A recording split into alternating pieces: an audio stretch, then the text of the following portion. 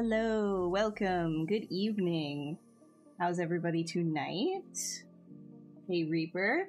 Okay, so I'm gonna do my quick thing for everybody watching this as a VOD later on. Hi, I'm Ashley. I'm a character and creature concept sculptor. So that means that the majority of what I do is just specifically sculpting work, character design, etc. So during these streams, I usually treat them like a sketchbook session. They are nothing very particular towards any pipeline or anything like that. It's just really, we're just opening up a sketchbook and having fun in ZBrush. That's really all it is. So these spheres, we kind of mash them around and kind of find a concept within a chaotic shape or mess that we make. A lot of artifacting happens, and Dynamesh, like I use the artifacting with the Dynamesh to kind of create different levels of complexity towards quick sketches and things of that nature. So it's 4 hours long. You have something to work on in the meantime. You can have this in the background. It's kind of like a fun little thing to work alongside with.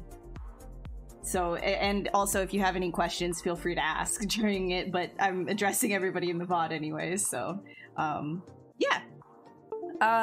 Oh, something is disconnecting. So I was going to actually aim to today's stream towards either something Pokemon, like, you know, the Pokemon starters, right? How they have like 3 new starters that are out, or I was going to do something more along the lines of Elden Ring, because that was like a really big thing that I started playing too, and I'm just absolutely obsessed with it. It's my first Souls game, which is kind of crazy. I'm really bad, but it's really fun anyways. And I was also thinking maybe we could like do something where it was like a Souls-born Pokemon as well. I put out the I put out 2 different polls on Twitter and Instagram asking, and it's kind of ooh, this one's loud. That one's loud, sorry. And I was asking which one people want, and it seems like it's very evenly split along all of them, so I'm just kind of wondering if maybe we just cut the difference and do both at the same time. Hey 3v1 Night, you haven't played Elden Ring yet? Oh, it's fun. It's very much worth it. Hey Leonard. Things are okay. I mean, I'm sure everybody feels a level of stress these days. And I want to address like anybody, you know, any of the fellow artists that might be watching from Ukraine right now or Russia. I hope you're staying safe. I hope that you're taking care of your family and things are looking up for you, and I'm very sorry about what's happening. Yes, yes, Elden Ring is a very, very fun game.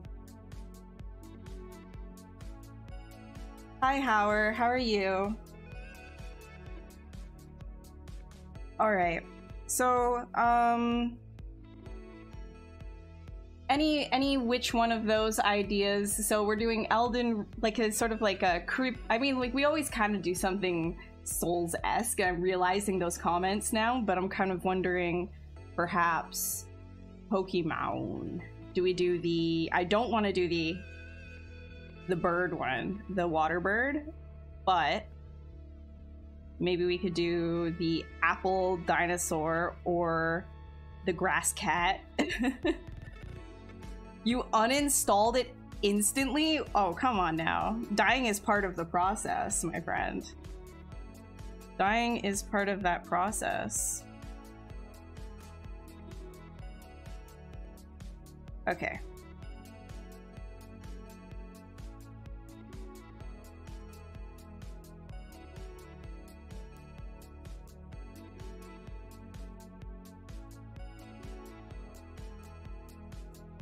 So I'm gonna see if I can't do something kind of along the cat realm of this one.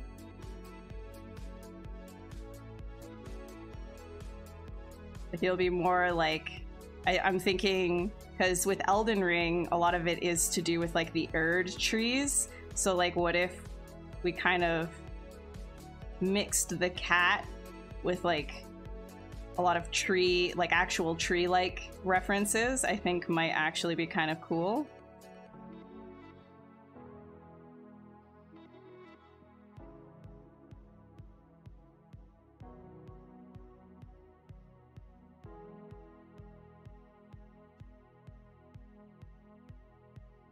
Hello, David. So you uninstalled and then you reinstalled. That's good. Welcome back. My favorite from... So that's the thing. This is my first... Elden Ring is my first Souls game. So I'd have to say Elden Ring because I haven't played the other ones. How do you change between brushes so fast? Well, I have all of my brushes on my 1 through 0 hotkeys on my keyboard. Hi, Spoil. How are you? Hi, Azen.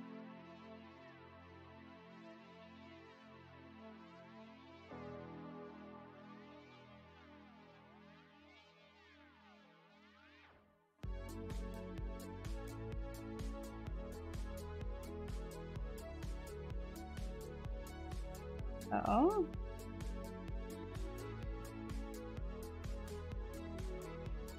Thinking like instead of all of this kind of stuff, like you know how like the cat, like the Pokemon, the starter cat has all of the like fluff coming out the side? Like what if we turn that into like vines and things like that? Like sort of kind of like creepy. And we gotta make it sad though, because Elden Ring, everything is sorrow. Why is it always sorrow? Do you do any course school to be able to create creatures with any concept in front of you? You know about the speech of the shapes. It seems to me very little to be able to create something cool. Oh, no. It's practice, Monkey. It's absolutely everything that you look at. It's, you know, what do you draw inspiration from? What are you looking at on a day-to-day? That's all incredibly important in terms of like what it is that you're going to be creating yourself, right? You know, I don't personally take any courses, but there are a lot out there. I think with ArtStation even, they like ArtStation Learning, there's like a bunch of free courses or like talks from different creature artists and stuff that you could look into maybe, but you're never gonna really get just what one person, I guess you're not gonna get like a style just from hearing somebody talk, is what I'm trying to say.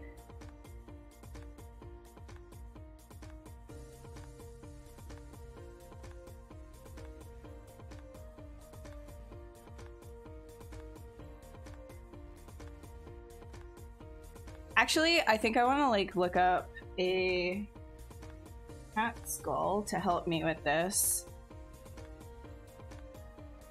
Let me get up a cat skull. That'll probably help.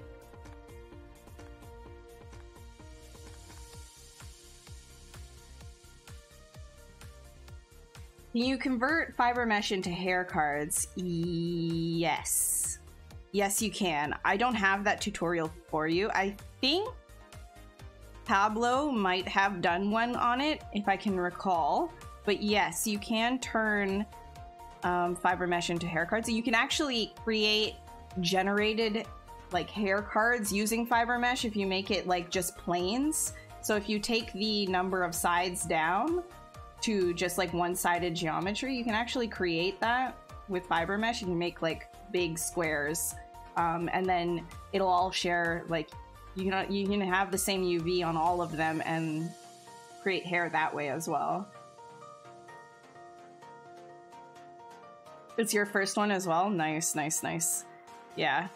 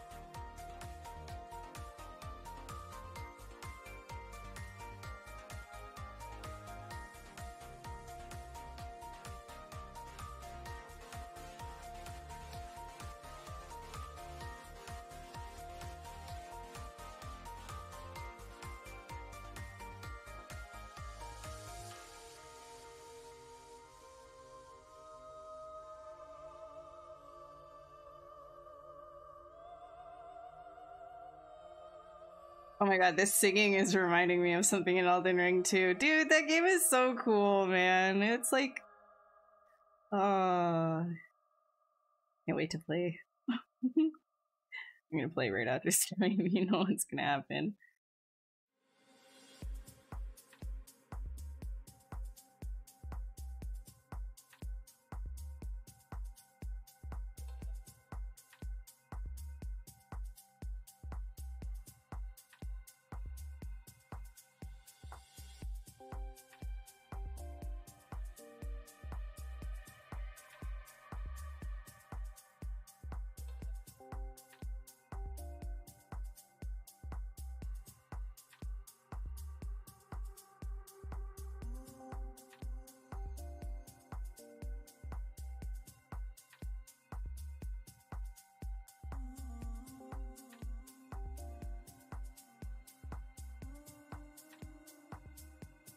Did Pokemon win?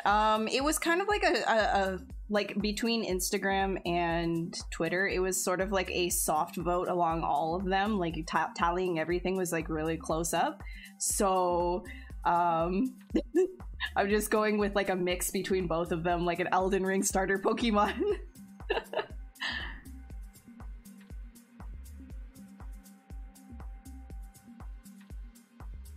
Oh no, Monkey, you absolutely will. You'll get there, you'll surpass it, even as long as like you're doing things that you like. Like, as long as you're doing things that you like to do, you will 100%, like, you'll see improvement. You know, if you keep like aiming for things that are not really like in your wheelhouse just to like, you know, because people are saying you need this specific thing in your portfolio, like, and I'm not talking about technicals. You always need your technicals, aka your retopology and your texturing, but when it comes to like subject matter, do what you want, do what you like, and you will see improvement. Yeah, so I when it comes to drawing, I came like I have a 2D background. I came from many years of drawing on my own just for fun, and also I went to a special, like a kind of a specialized high school. It was just like all of my electives were like fine art, but it was more like, okay, here's a studio space and just kind of like do your assignments, which were like conceptual painting and stuff. And when I say conceptual painting, it's not like for video games or anything like that. It's like painting your feelings and painting ideas that you have about the world and political statements and things like that. So there was like that level to a lot of the stuff that I do when I was in high school. And then after that, I had also gone to a 2D animation college. So I have a bachelor's of art in animation.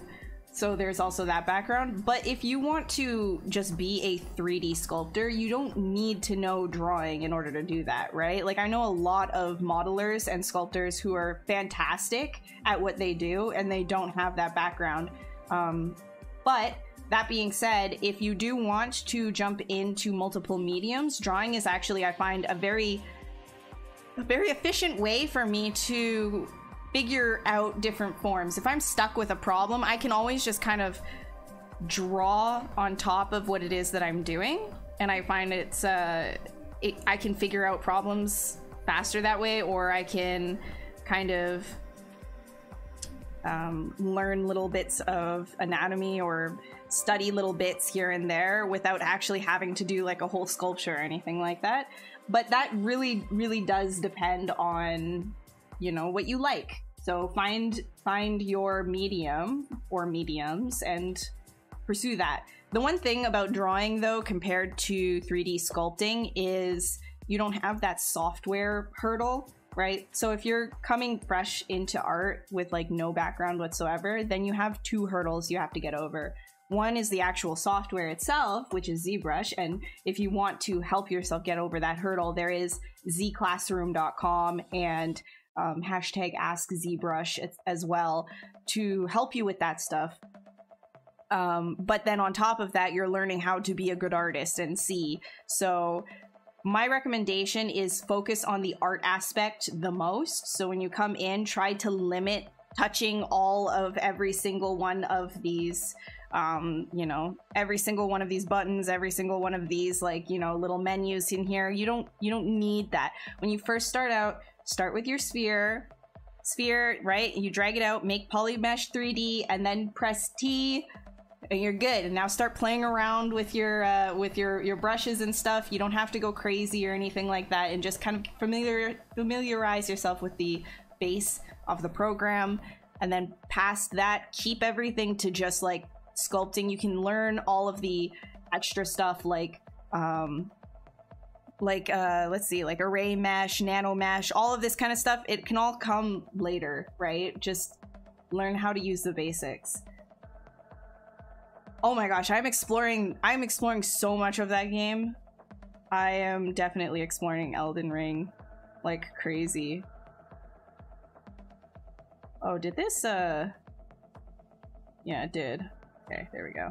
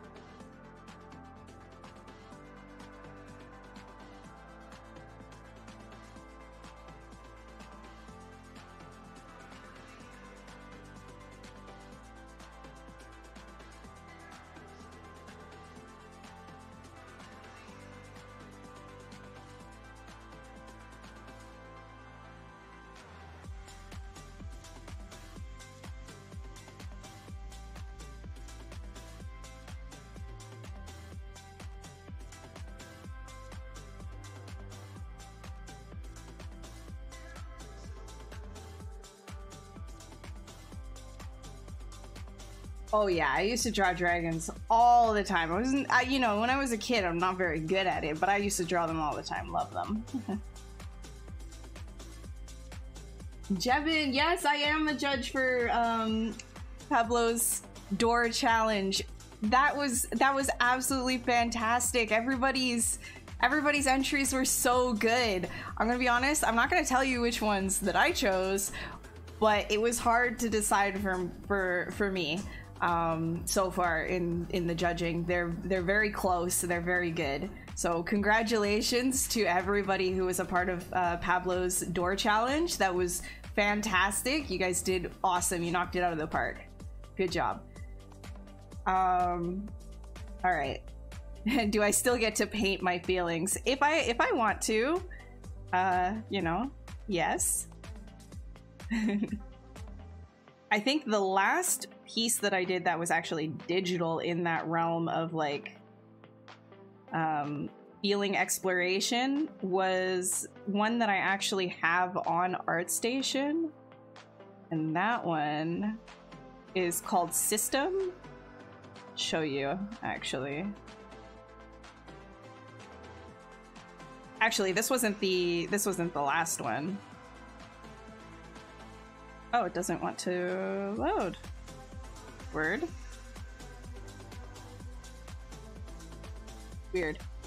Yeah, so this was like, in terms of like conceptual like that, this one was one of those. I was like kind of... So when I say that, it's like, how do you approach your art? This one I approached in a emotional capacity, where I took something that I thought was a failure, and while I was feeling like it was not a good sculpt, and it was, I kind of felt worthless in a sense, I actually tried to work through that by working on something. And it's interesting because you can see and yourself when you're working that way that the actual feelings, the colors, the shapes, everything start to change as you come around to feeling a sense of relief. Like there's an outlet for these feelings, and so then this kind of feels like the end of an emotional storm in a sense. And you can kind of like see that as well and how everything turned out. So when you're really truly channeling how you feel into your work and letting that come through, I know some people would be like, this is too artsy for me, but you can actually visually see it when the artist talks about how they were feeling when they were working on it. It's very, very interesting and cool, in my opinion anyway. So, you know, this had a lot to do with like existentialism and things of that nature as well. So this was when I first started it too, it was like really red and like sickly yellows and stuff like that. And I just wasn't feeling it. And I just kind of like let it be what it wanted to be, and I could feel that changing as well, right? So that was kind of cool. And then another one too, again, conceptual. This one was more based on like tension and like, well, again, threshold was the prompt, right? So when you work that way, it's kind of like a different sort of, you have to like think about it differently than just, oh, this is something that's cool looking or whatever, right? So that's kind of what I meant by that sort of conceptual stuff.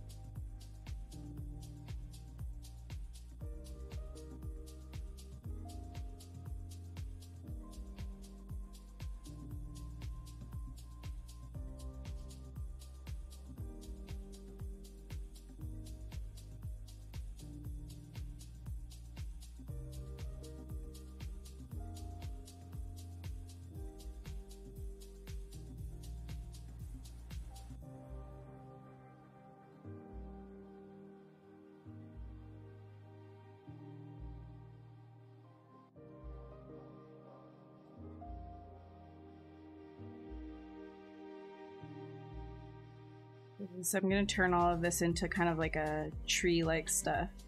I'm just trying to get like a nice enough shape to start with.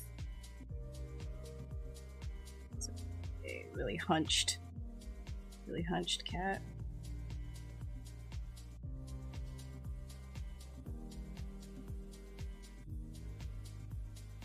I think these limbs I want to make thinner.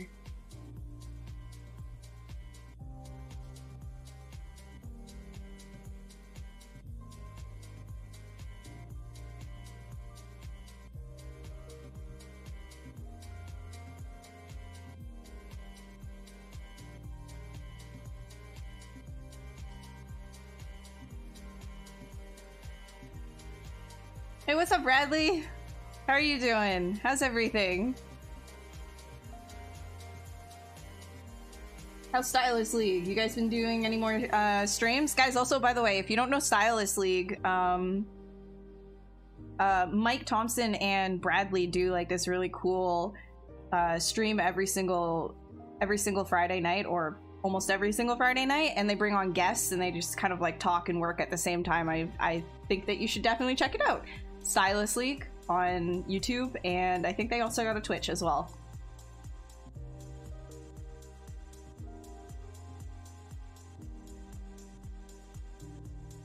How does become an official streamer or instructor for ZBrush live sessions? If you want to apply to it, I think they still have the application. If you're on Twitch and you scroll down in their info, like underneath About Pixologic, you kind of scroll down. There's, do they still have it? Yeah, they do. In About Us on Twitch. Here, I'll show you. Quick.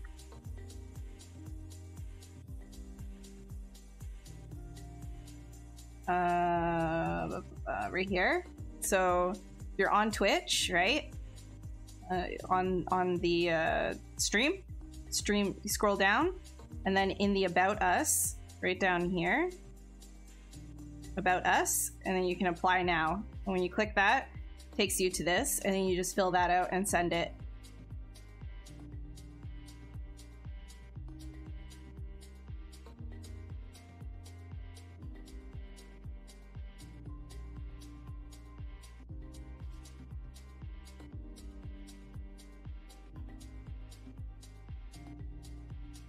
Yeah, dude, watch what? Yeah, you gotta try ZBrush, and if you got that from when I was streaming a pumpkin, there's so much more cool stuff that you can do when you're doing sculpting in ZBrush.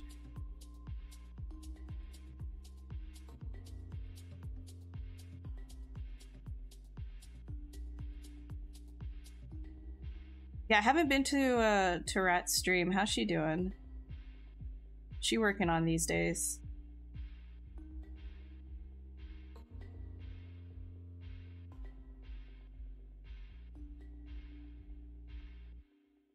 Little tiny little posies. Little tiny little posies.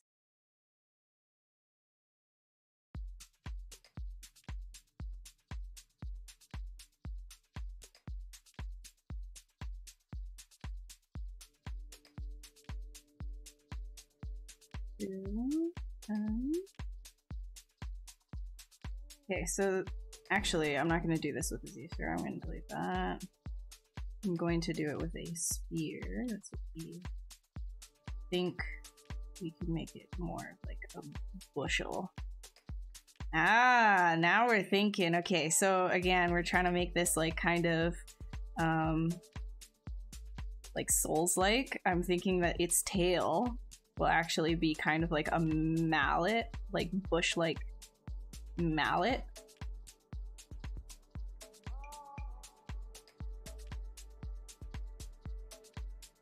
Because the actual Pokemon itself, the starter,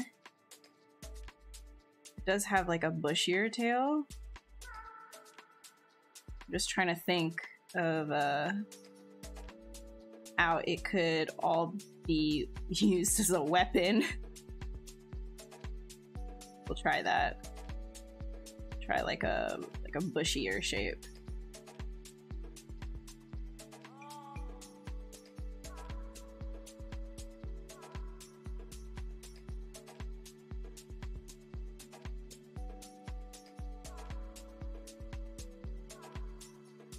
Okay. See, I wanted to like bring this stuff up, but it looks like if I'm gonna be more faithful to the design, it'll be like more out at the bottom here. Okay. Let's do that.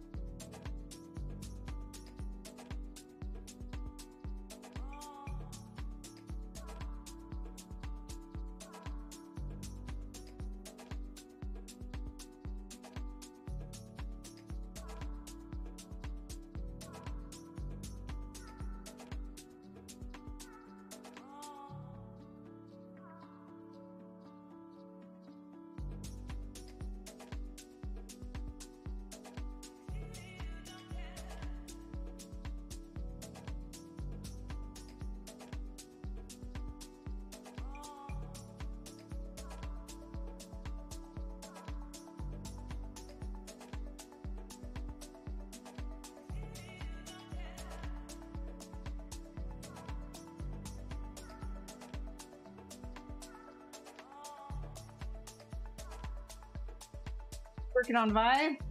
All of the gauntlets. Ooh, that's a gauntlet. Haha, I see what I did there.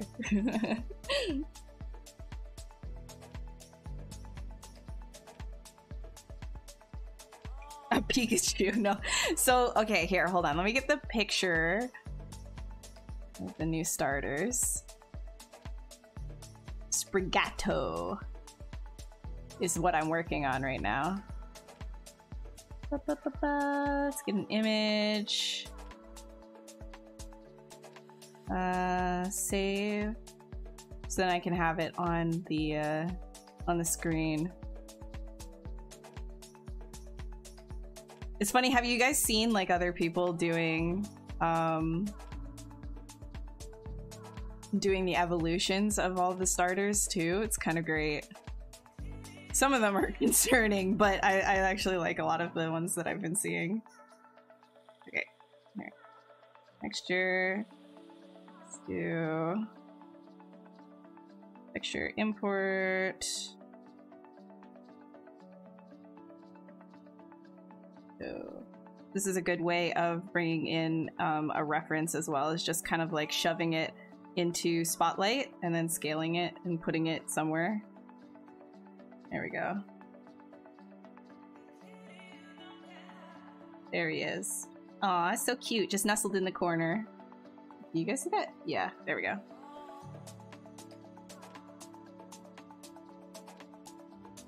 There.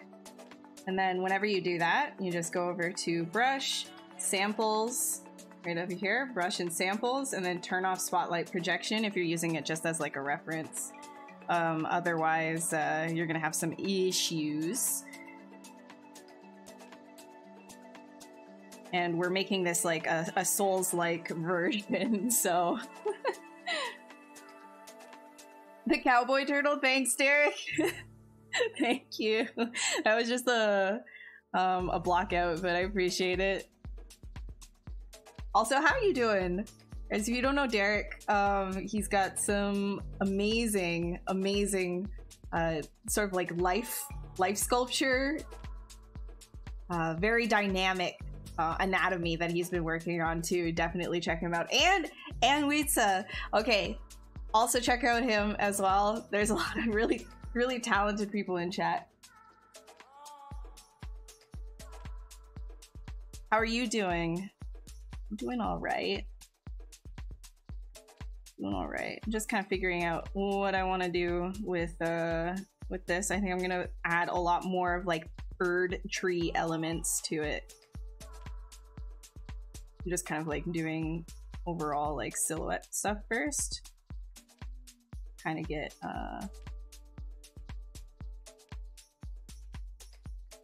better idea of what it is I'm gonna go for.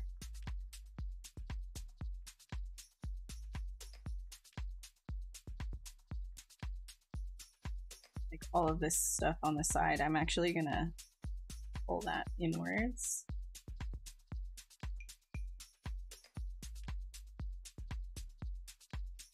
Something on the side here. Just thinking of like making all of this stuff like more like vines and things of that nature coming out from the face.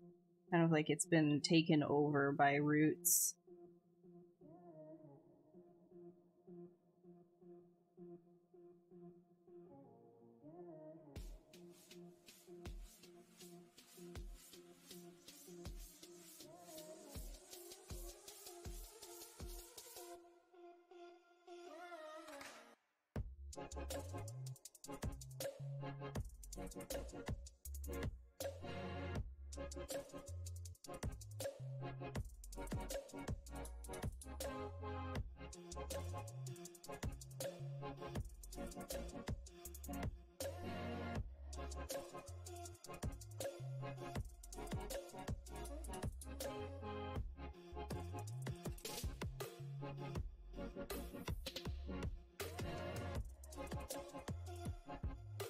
I want to be able to make sure I'm hitting the mainstays of this, which are like these big curls on the side here. But that doesn't mean we can't exaggerate them.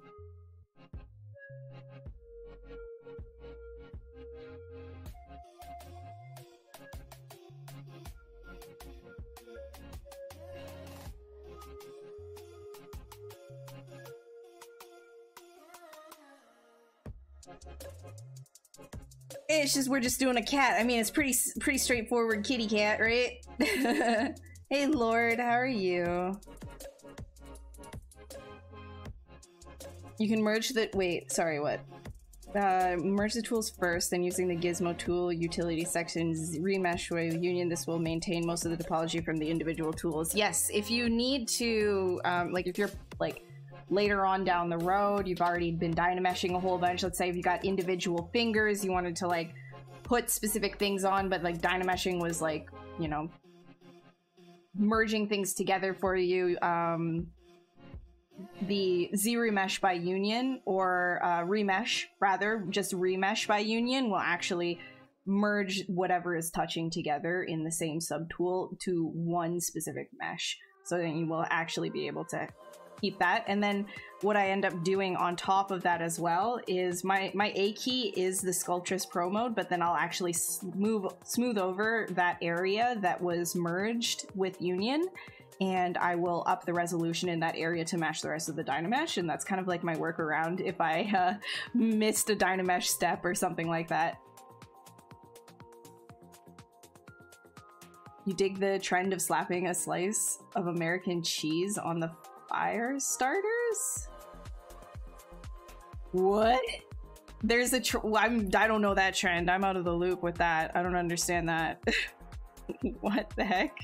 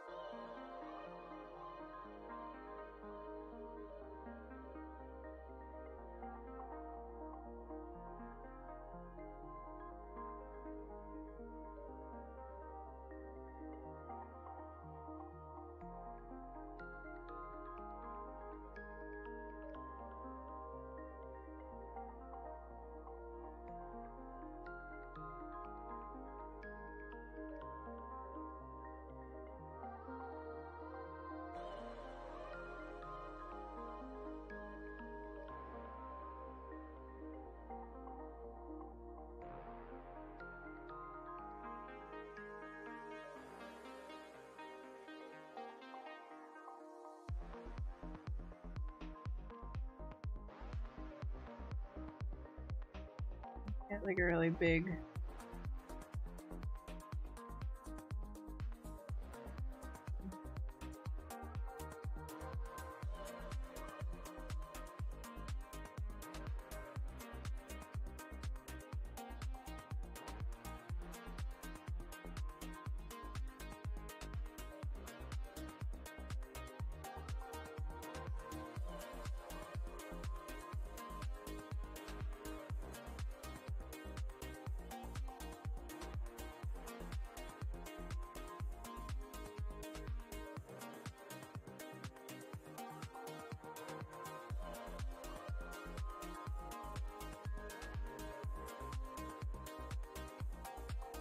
So the cool thing about this, right, is you see how like Dynamesh has kind of like created all of these artifacts from all the stretching.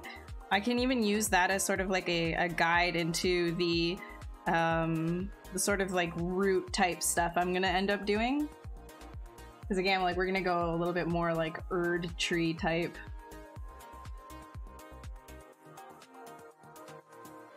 Hey Daniel, how's it going?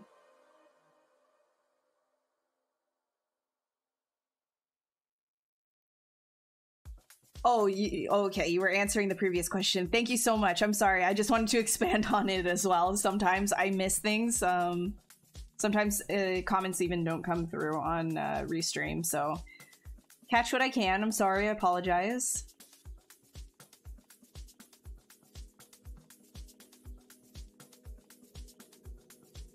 Yeah, like a series of vines, exactly. Yeah. Because, like, you see how, like, he's got this, like, Spriggan is supposed to be, like, a grass-type cat, right? Then we're making it Elden Ring Spriggan. Then we're gonna do Erd Tree Spriggan, right? And so all of this stuff, it can be vines and roots.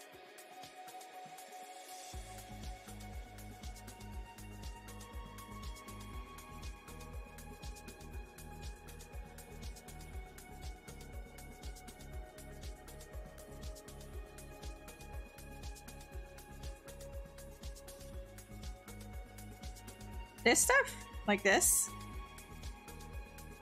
the neck curls.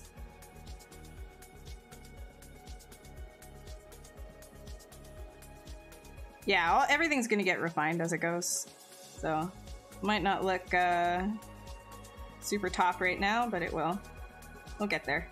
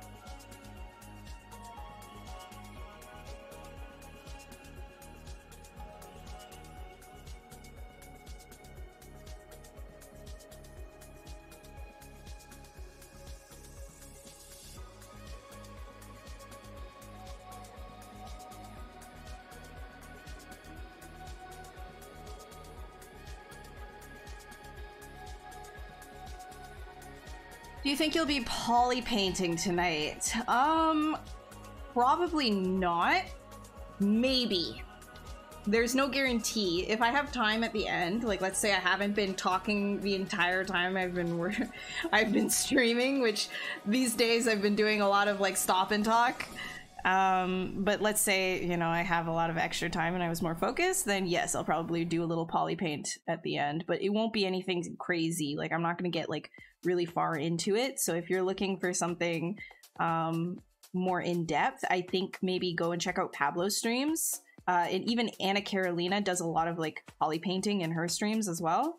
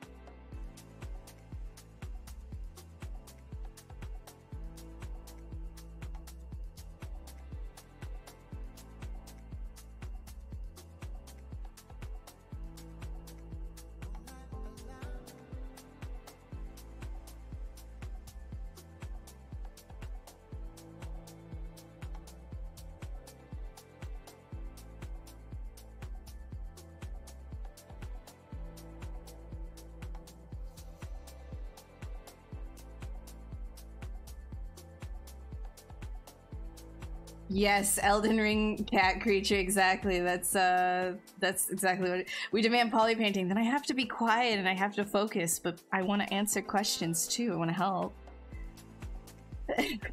The playlist right now is Pretzel Rocks. It's the chill station. Chill beats, I think. Or something chill. But it's on Pretzel Rocks, so you can check it out. It's free music.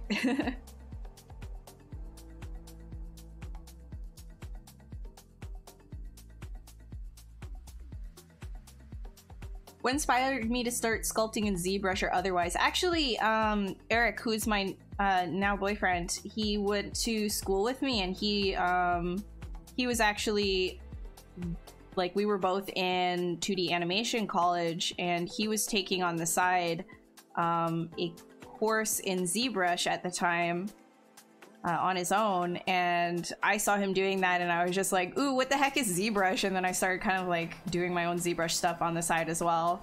So yeah, that's how I started, is I just saw somebody else using it and I was like, that looks cool, and then I wanted to try it, and the rest is history, right? And that's what my I saw something one day and then it turned into my career, so you know, it's not so bad.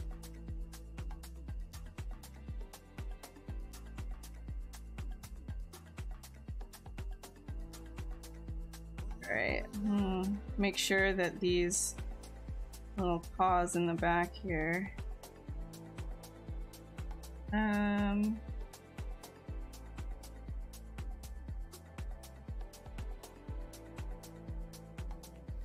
See, the proportions here, I'm like, do I gotta follow it? I don't really want to follow the proportions, because if I make the head really large, what's going to end up happening is it's going to look a little goofy, I think. I want to contrast maybe the tail.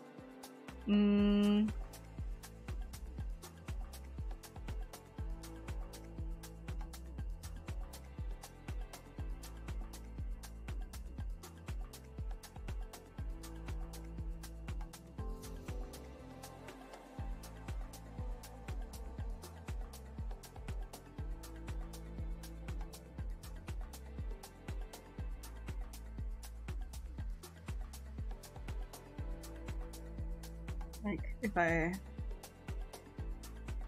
kind of do a bunch of this stuff.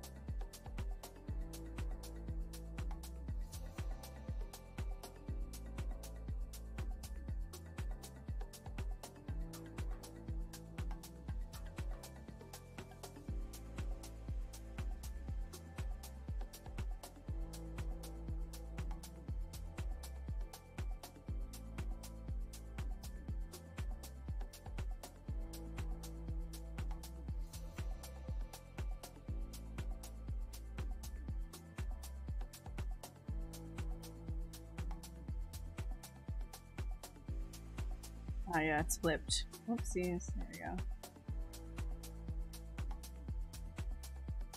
And then having all of these, I'm just kind of trying to visualize right now, so sometimes if I don't know exactly what it is that I want to do, sometimes I throw some stuff down just to help me visualize a little bit better, even if it isn't like the end result.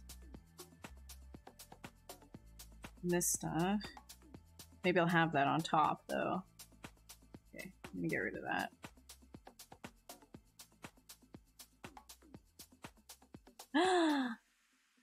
And I didn't save that either, did I? Yo, that's fun. Okay, we're gonna have to redo that. That's happened before. All right, new body. Yeah. That's what happens, kids, when you don't save.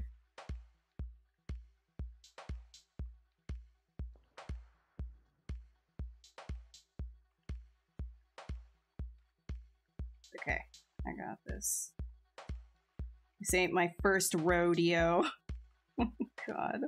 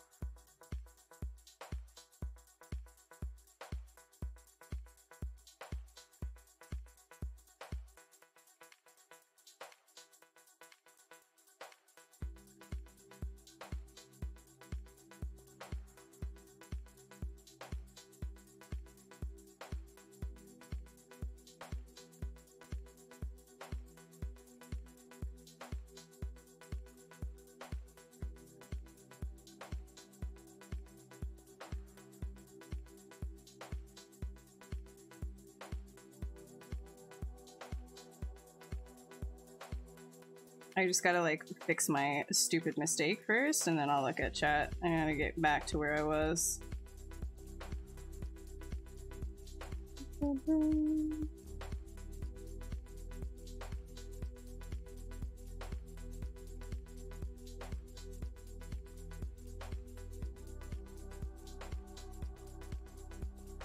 Ain't the first time I've done this. No sir.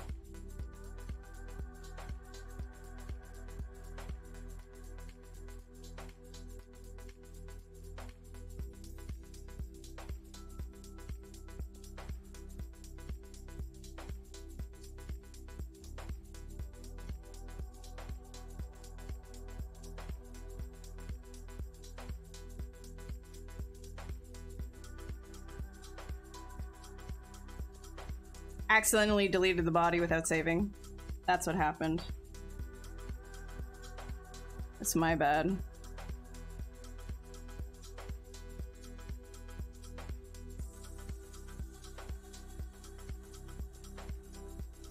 Okay, we have the technology to build it back bigger and stronger.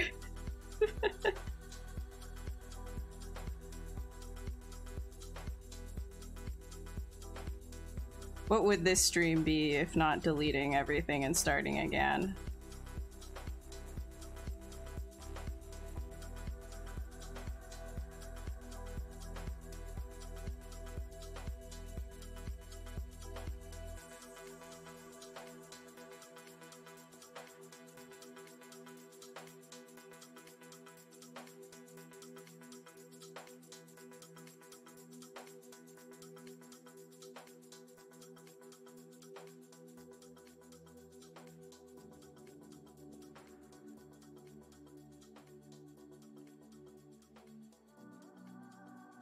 And on the plus side, all of that, no, these, I'll have to like make some more of this stuff.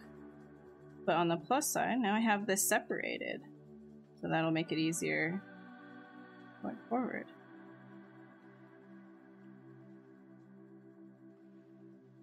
Not so bad.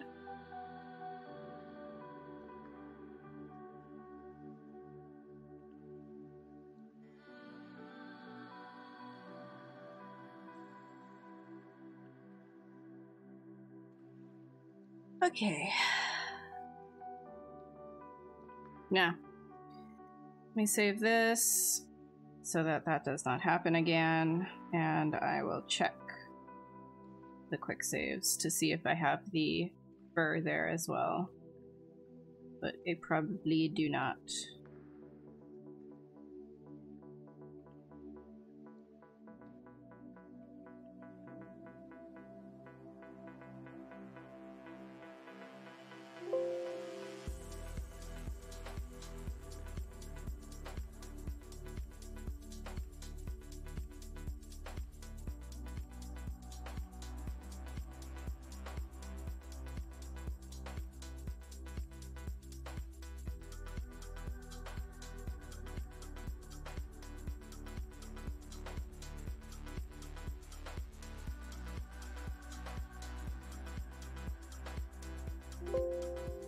Okay, let's check this one.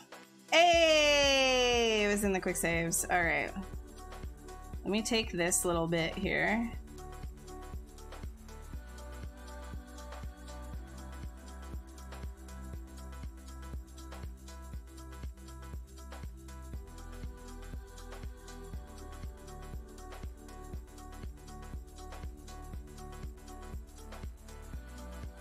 Oh, hail the quick save. Never turn off all your quick saves. As tempting as it is.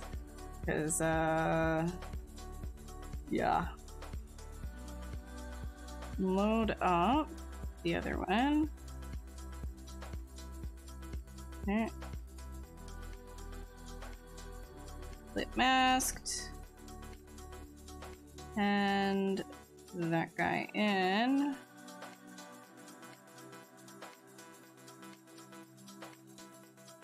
Actually, let me judge. Do I like? Nah, I'll just keep it, but it's split now. Okay, I'll save over top. Okay, we'll just go from here. Yeah, yeet. All good.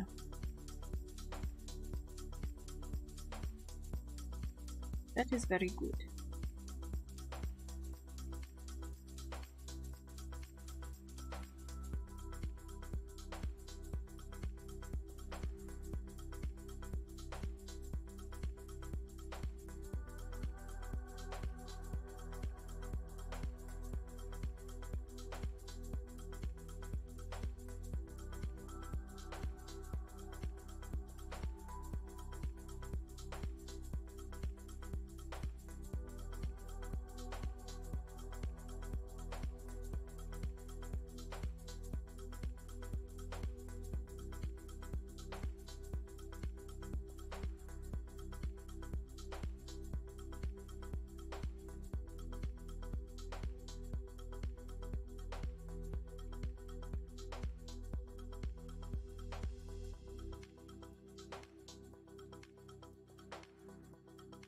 Yes, I have saved. I saved.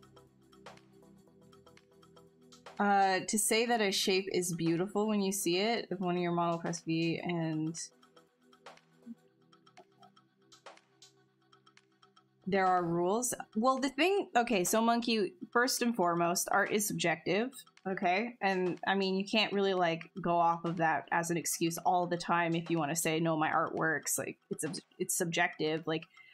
But the thing is, like, there are no hard rules. So for me to tell you, like, there is, like, a hard rule of what looks good or not, it really depends on what your, like, what is your main goal with what you're doing, right? If your main goal has something to do with, like, you're making a cat, then obviously you're going to want to think about in what context is this cat going to be. For example, this one, I'm looking for something more sorrowful, something more creepy and domineering in a sense, like it's threatening but also full of like sadness. And so when you think of that, like what are the shapes, what kind of shape language can you think of?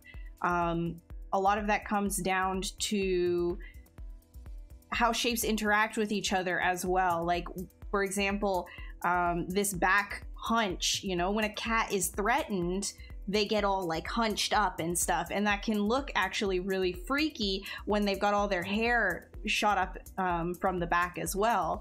So in that sense, we're looking for more of like a curve, and the sorrow can come into like this like elegance as well. And when you think elegance, you think of curves and fluidity in shapes. And so the tree trunks and the like vines that we're implementing here can all kind of like add to that flow and that overall curve of what it is that you're doing. And again, this is subjective, but it's something that you're going to want to think of contextually with what you're doing, right? It all comes down to like, what is your goal with your art?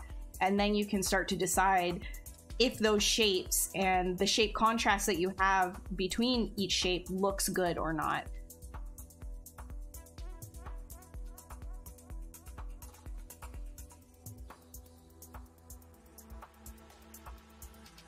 Hi, Angelus. Yes, you just followed the trail of blood. The blood splats. Behold, dog.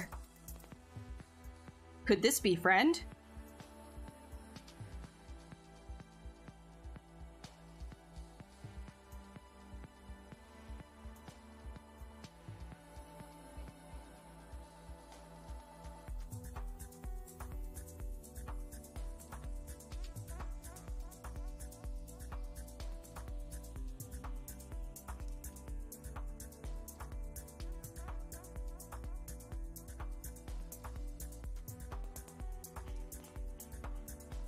Hi Reth, how are you doing? Can display a response disturbance of nature, things like pollution or forest fires, and the vines will display that sorrowness as a response. Well, exactly. Like you're thinking about how does it all kind of come together. There is a level of like elegance in that emotion as well. So you're looking for it to be kind of delicate but dangerous at the same time. Not okay, in the sense, as long as we talk about a nice curve, you can also say I understand it's sinuous and elegant, but if it were just a question of curves, then we would also do dragons and snakes. For this, you don't understand how to define an elegant and cool shape. So, okay. I mean, if you want some kind of a guideline to follow, look up the rule of thirds, right? That's a very good one. Like the golden ratio. It's, if you need something to kind of gesture at back and forth, I guess you can look at that. Again, there's not really like a hard set, like you have to use the golden ratio in order to create a successful piece or anything like that either, but it might help you, as well as breaking up your design. Like if you have, for example, here's like the absolute basics. Let me save real quick. The absolute basics of shape breakup when we're talking about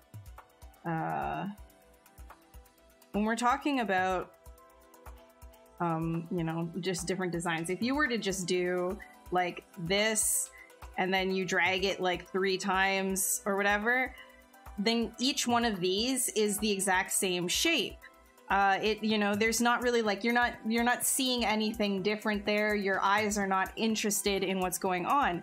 However, if you were to do this and then kind of like make it a little bit smaller to an extent, and then again a little bit smaller, you see that there is some sort of like an interest there. There's a taper between shapes, like, you know, there's big, medium, small. There's a breakup there, whereas this is very linear. So when you're thinking about your other shapes that are being put together, your silhouette, can you apply that kind of logic?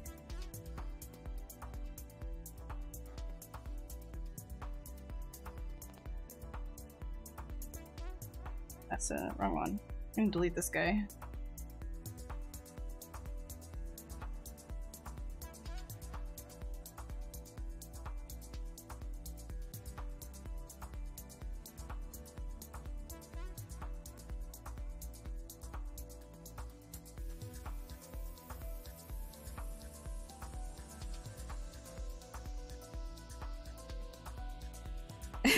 Eliga. Hey man, it's good. I'm glad you know everything. I wish I knew everything. Hold on. I'm gonna get some cat anatomy in front of me.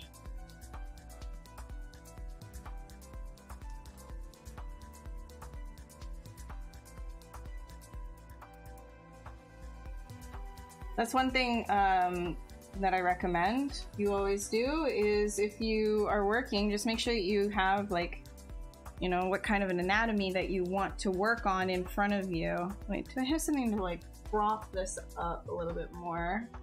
Ah, it'll be fine. Yeah, catanomy. You're not creating any mess. I just wish that I could explain it a little bit better to you and understand your question a little bit more. I apologize if I wasn't answering it very well. Feel free to ask anything though, like I'll do my best. Is this Jun's? This is the 3D Total one. No, this isn't Jun's. This is, I cannot read this name. Shoot. That's my bad. I can't read that signature. It's the 3D Total one. Come on. Let me just like get this propped up, I think. And then... Use paper clips underneath. Ah, there he is. Kitty cat!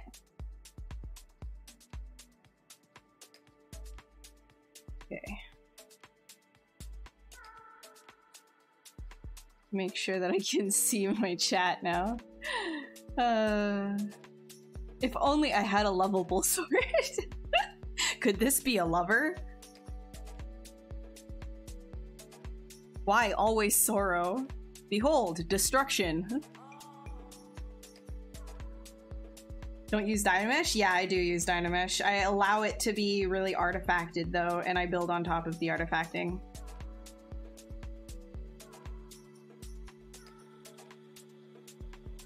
All right.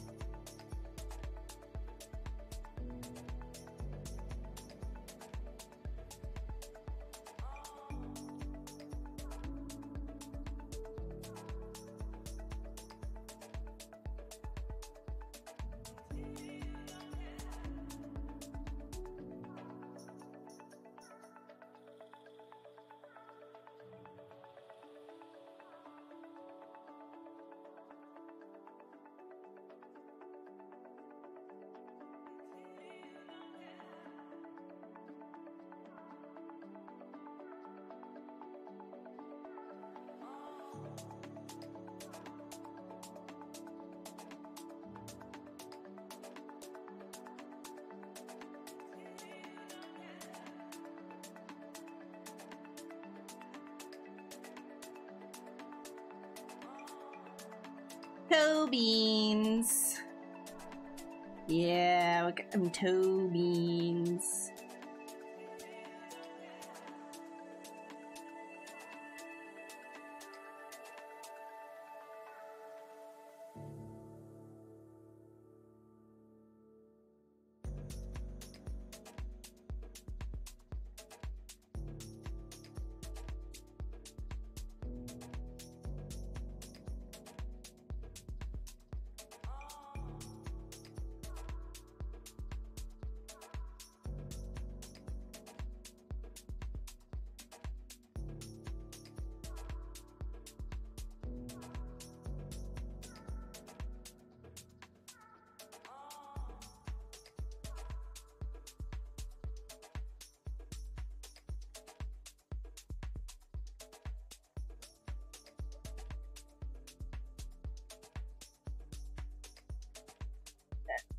Front to that cat.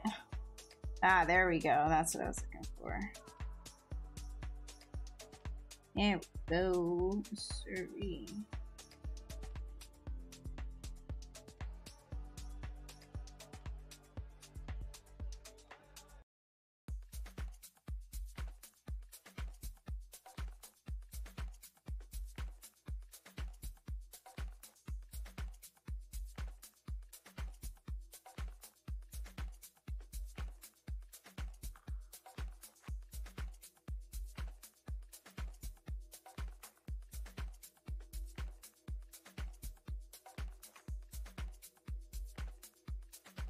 When you're working this way, you want to make sure that you're being as gestural as possible too. Like, it doesn't matter. You can always like go in and clean up stuff later. It's about just being like free with your lines. Just kind of like dig in there if you need to. Don't worry about it being messy. Fix it all later. Fix it later, TM.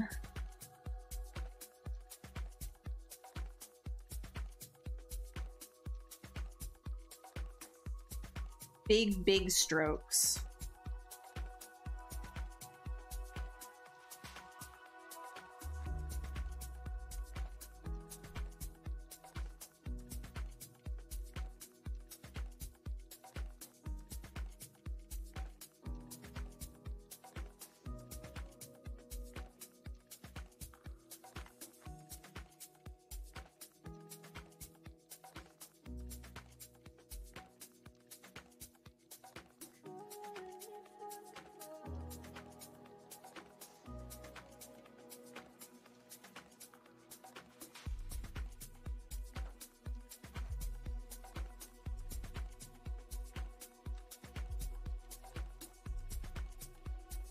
Back mallet thing.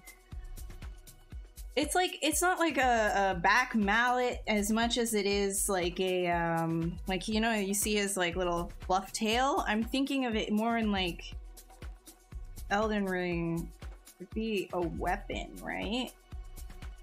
You could do this as like a weapon. What kind of, like maybe like a, like burrs, you know, like or those milkweed plants. You know how they open up and then like the fluff kind of falls out of it, but they've got like the spikes on them. Do you know what I'm talking about? Like those milkweeds? Because yeah, I know you can do like a thorny bush or like a tumbleweed or something like that, but like, hold on. The milkweed.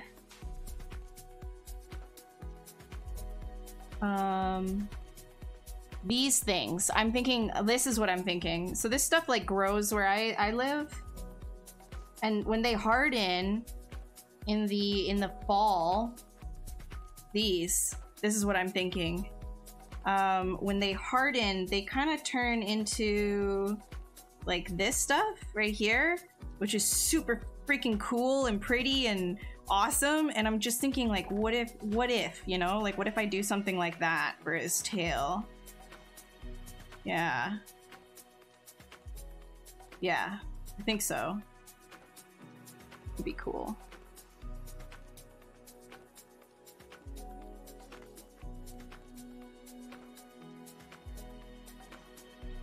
What is it called? Asclepias? You studied botany? Am I saying that right? Asclepias? That's cool. You've eaten the I always heard, when I was a kid, I was told that they were poisonous and I shouldn't touch them because I will die.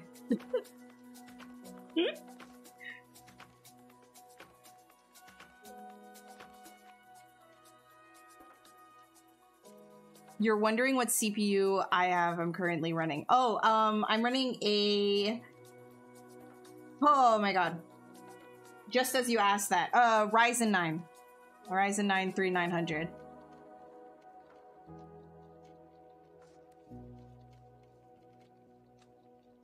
Yeah. Okay, so I'm gonna like do sort of like a milkweedy type thing. Think.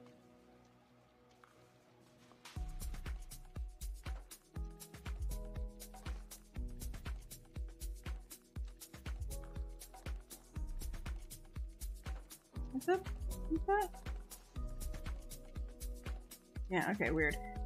Weird happened, sorry. Alright.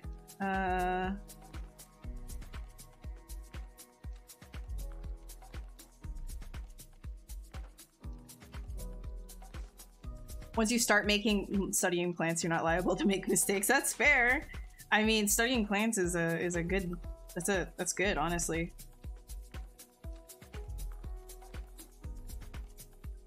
I've always wanted to like tag team on like a mushroom picking kind of thing in the woods. I don't know anything much about it though, so I'd like to learn on the way and just like not touch anything as long as I'm like with some more expert like people.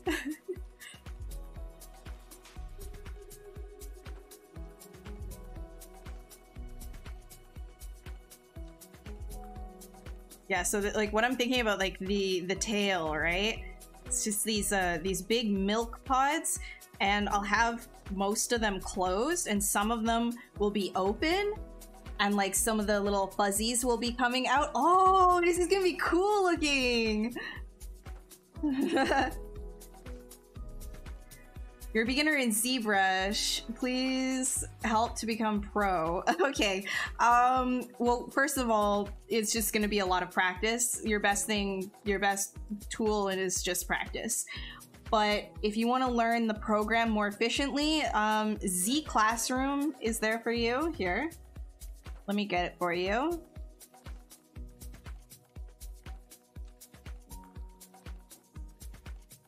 Let me get it. If you're just starting out in ZBrush, you might want to check this out. They have a lot of beginner tutorials as well in there, so you can learn the UI, you can learn all the basic stuff that you need to just start messing around with the program. That's my biggest thing, is just like, what is your subject matter that you like? And just mess around with the program after you get a hang of the UI and where things are. Just put a sphere down, play around with the brushes, and try and make like a really simple thing that you enjoy. It could be like a skull, it could be something on your desk that's really simple, anything like that to kind of help you familiarize yourself with it. And then the more that you do, the more it'll become easier and easier and easier, right? So that's what I would recommend. What Saitama said he did for training, apply that on ZBrush. It actually works. True. Actually, okay, you want to know something funny? I was playing Elden Ring last night, like side by side with my brother and Eric, and they were dying a lot, just like I was dying a lot, and I just said, okay, no balls, all right, no balls, every death, 5 squats. my legs today, my legs are done. But dude, I'm gonna get jacked playing Elden Ring. Oh man.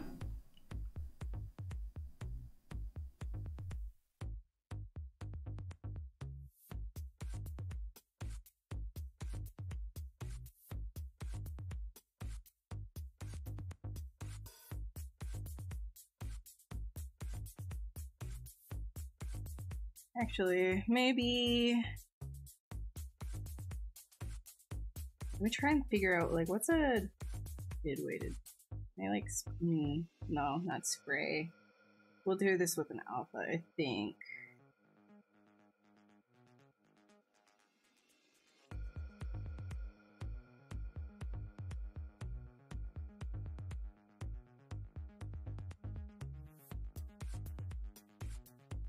No, yeah, I'll just do it with, like, the one... Okay.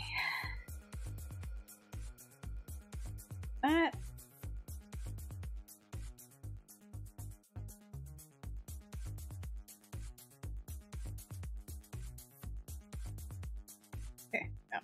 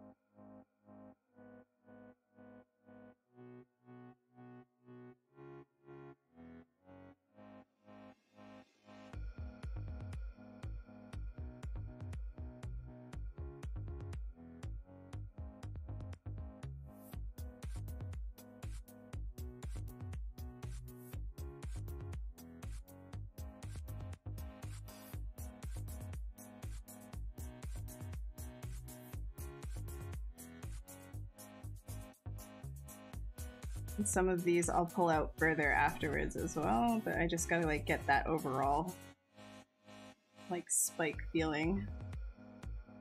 Your legs died. This is gonna be a milkweed like plant thing. Just need to get all of these spikes going. Okay, faster, faster.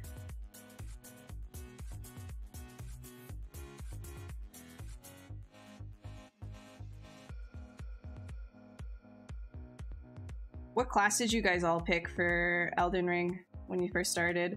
Again, this is my first Souls game, so no like big spoilers or anything, because I'm still exploring.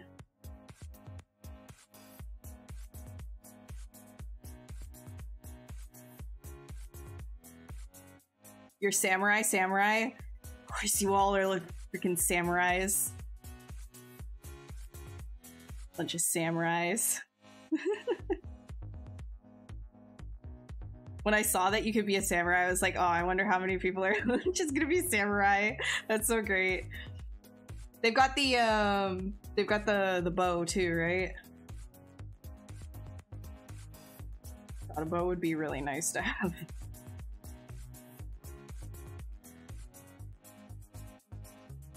Hey Scott, thanks.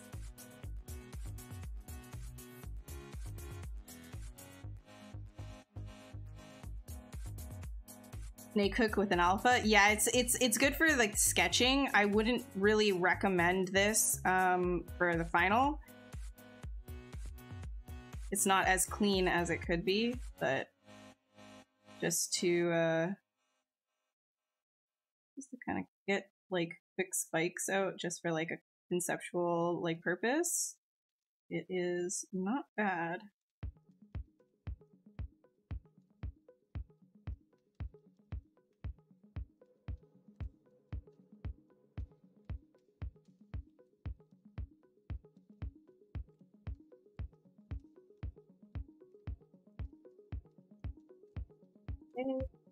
Now I'm going to turn the alpha off.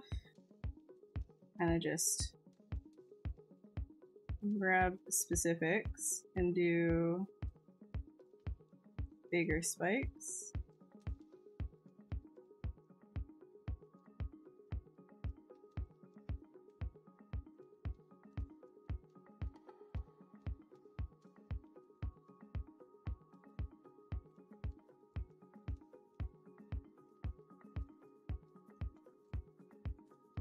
With the jump mechanics, it makes sense. Yeah, the jumping. Dude, I heard that this is like the first one that they've done jumping with. When I found out that jumping was a legitimate way to dodge certain things, I just kind of sighed. I was like, okay, more things to try and get better at. How incompetent am I? It's kind of cool though, like you can feel yourself getting better and better as a player. Like you don't realize it until you go backwards and you fight like a regular mob after a boss and you're like, oh my god, I'm actually a god gamer.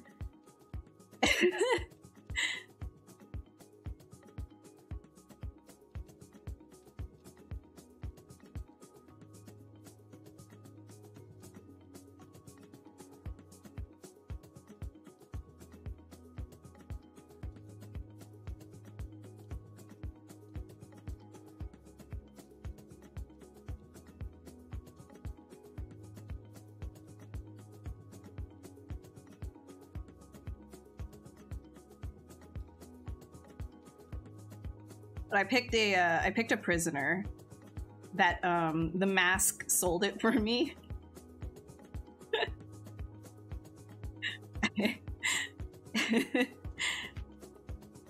I spent like an hour on character creation too, and then I just like picked prisoner and I covered it.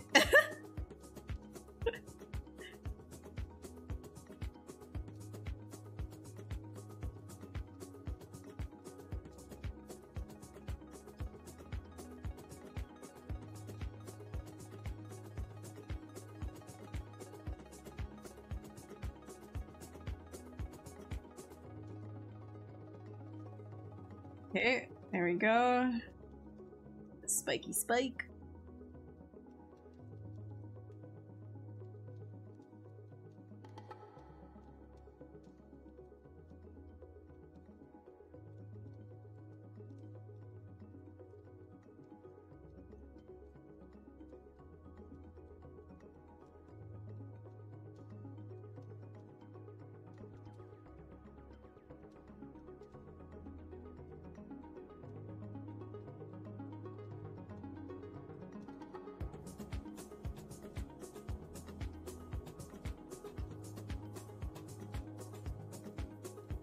You only died twice in 7 hours? Well, you're clearly not fighting anything.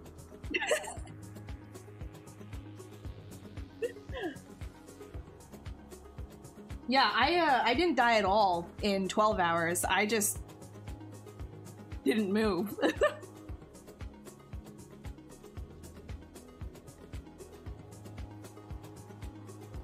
I was expected to play.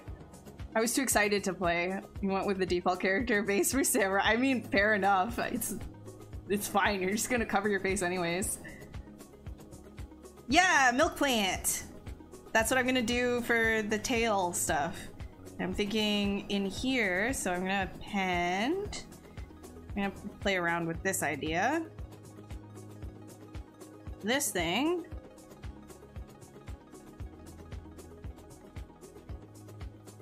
Wait, actually, do it like this.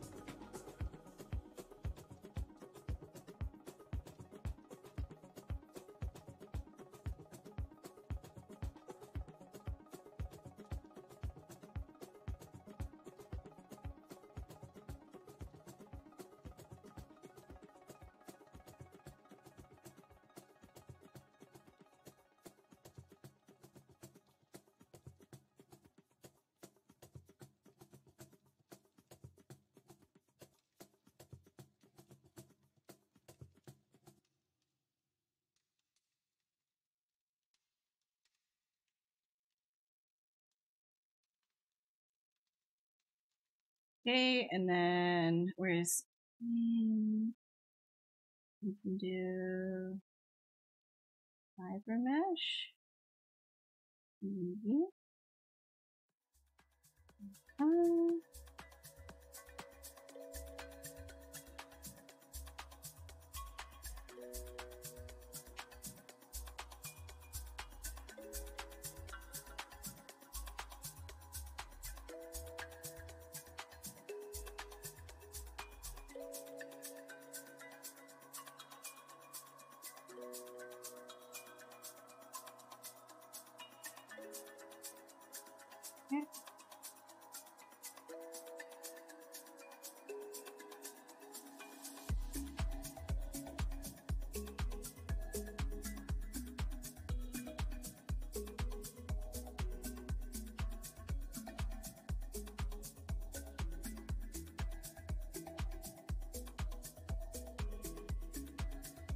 I have to make this smaller.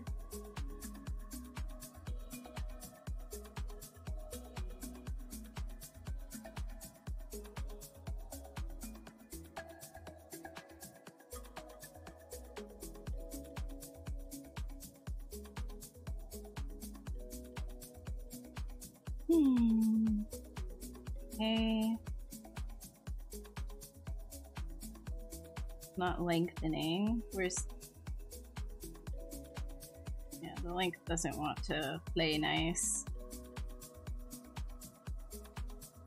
Coverage, lower amount, segments.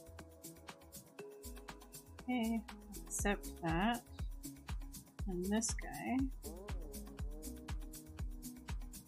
make it fluffier.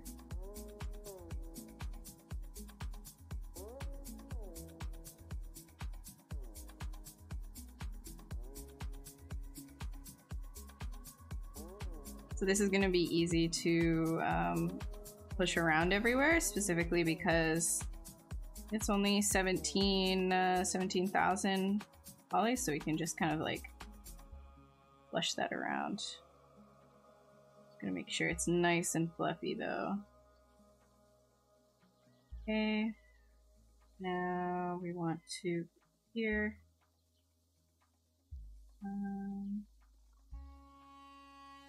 Down. Good. And go into auto. Here we go. Auto masking and auto mask fiber mesh so that this stuff will move together because it does not move.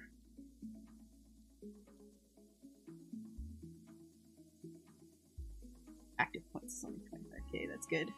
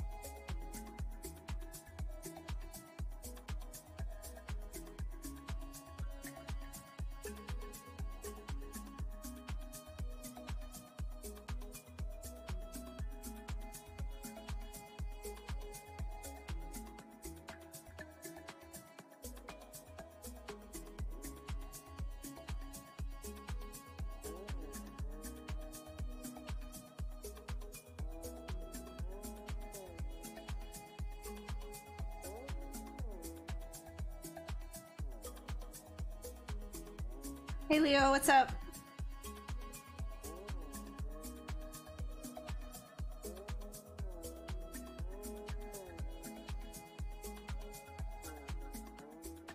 The game is like, well, it was $91 Canadian. It was not cheap. But the amount of hours that you're gonna put into it, like, if you like that kind of game, I think it's worth. Like, it's huge. But if you don't like dying over and over and over again, then maybe skip. Because literally dying is part of the process of that game.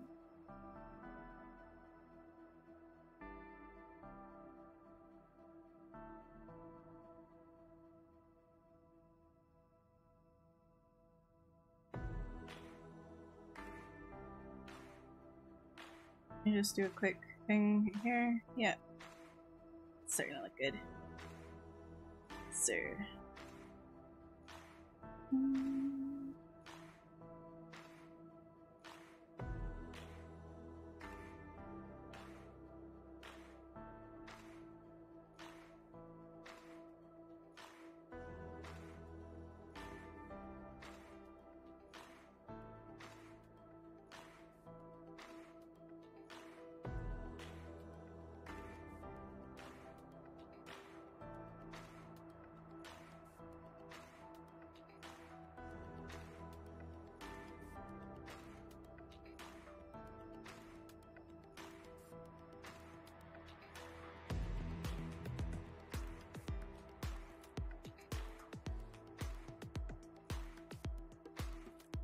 Gonna want to make a new folder. So when you select everything with the pizza boxes, whatever you have selected, you can make a new folder based on your selection. And this is how I duplicate bits around that are multiple pieces.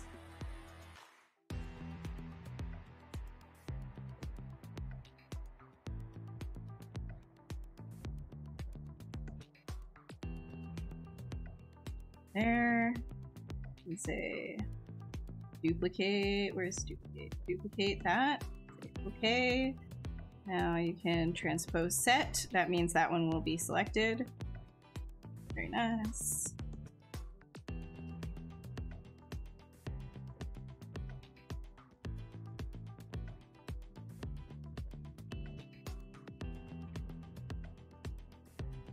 And then I'll kind of keep doing that for the back pieces.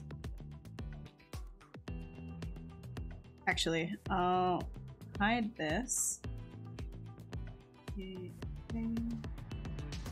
Set.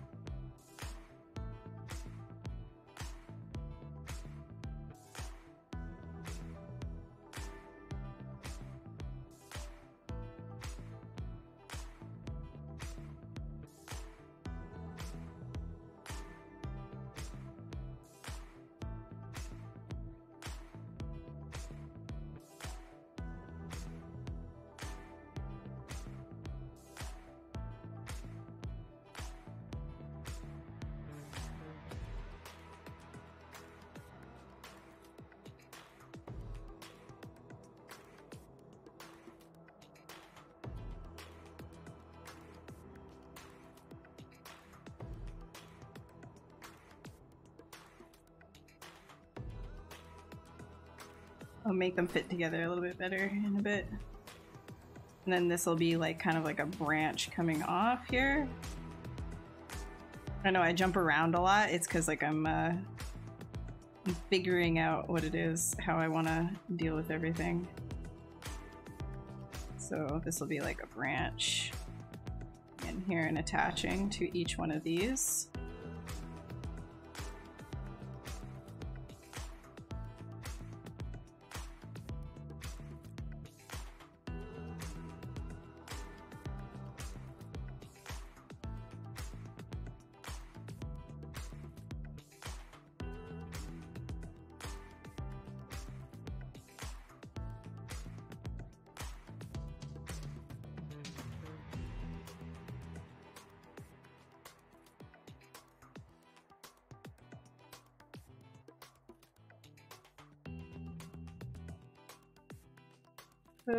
Sit. Alright.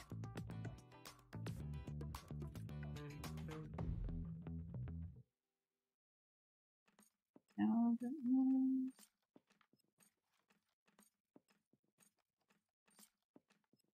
sit. Actually, duplicate.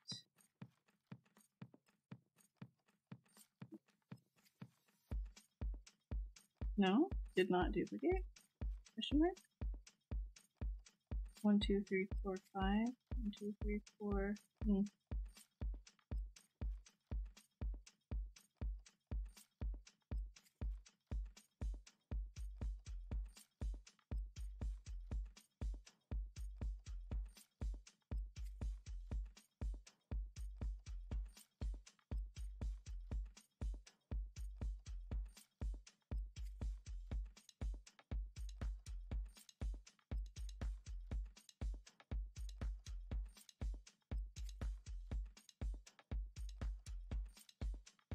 Hey, I'm doing good. How are you? How's it going? Alright, no worries, Shader. Have a good night. I had no idea about that, Sedge. Now I do. I have no idea. Interesting fact. Factoids. I was always told that milkweed was poisonous, though, when I was a kid.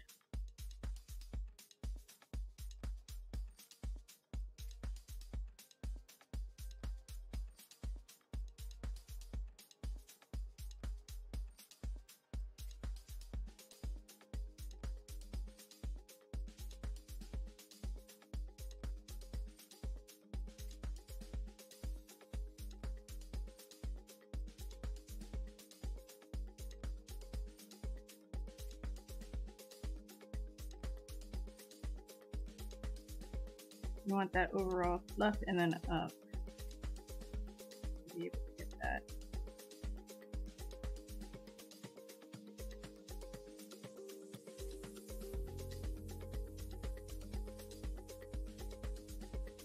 Okay. I'm gonna take all of these guys right here. Besides this, I'll push it forward.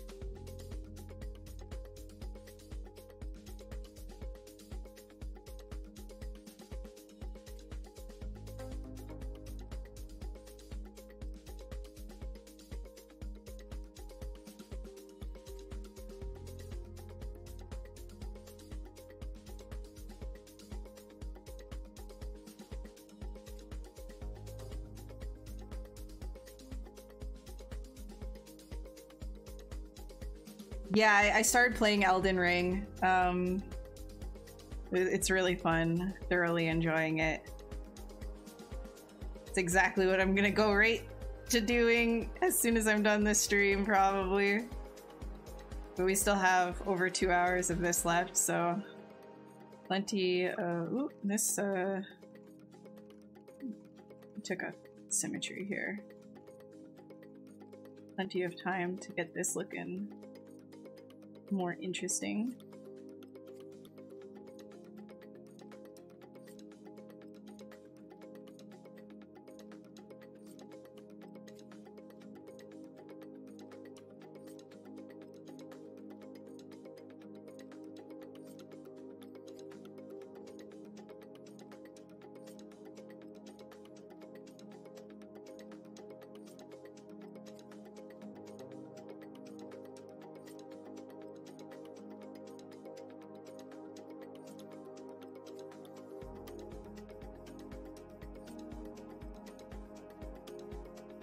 I'm thinking, like, you see, like, how his, like, back tail is like that? Like, I'm trying to, like, get a little bit more of that, I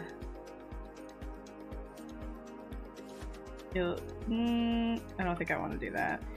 Get a little bit more of that overall, shape.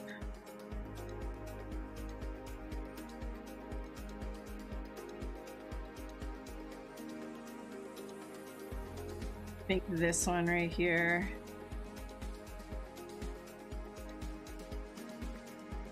Have it point up more will help. And then out as well. Where's this one?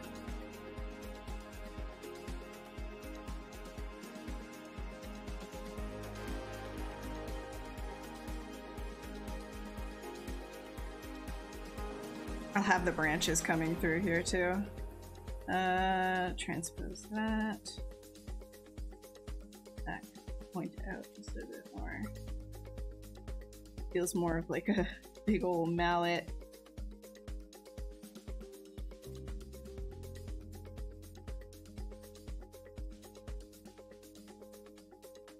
This is a little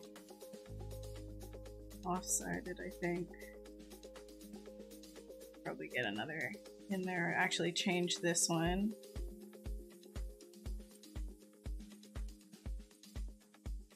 Being a little bit more like this. And balance this out a little bit more.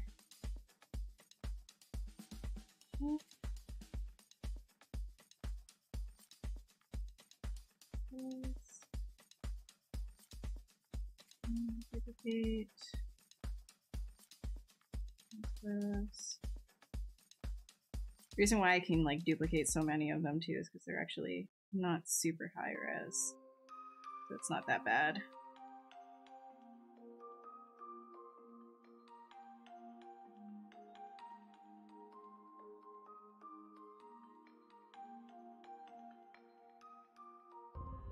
We can have something down here as well. We'll have these pointing up. Am I co-oping with Hexcats? No, I'm not co-oping. But we played a little together last night. Not like actually playing together, but like screen sharing. Like, where are you? What are you doing? Dude, I felt so incredibly powerful killing the tree sentinel. That was ridiculous, though.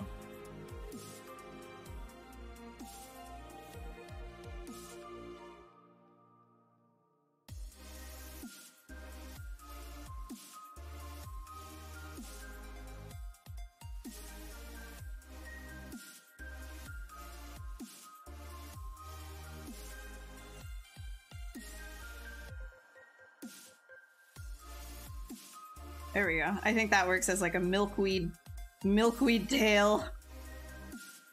That's pretty gross. That's pretty nasty for a tail. Alright. Let's get the rest of this dude going.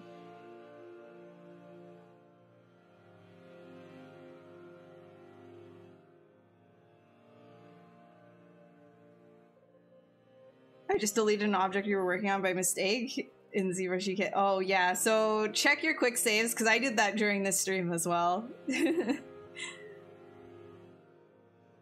There's compounds with monarchs use poison that creates some confusion, I think. Oh, interesting. Yeah, weird. I had no idea. That's good to know. Good to know. Yeah, because when I was a kid, like everybody would tell me, like, don't put your hands in your mouth after you touch the milkweed.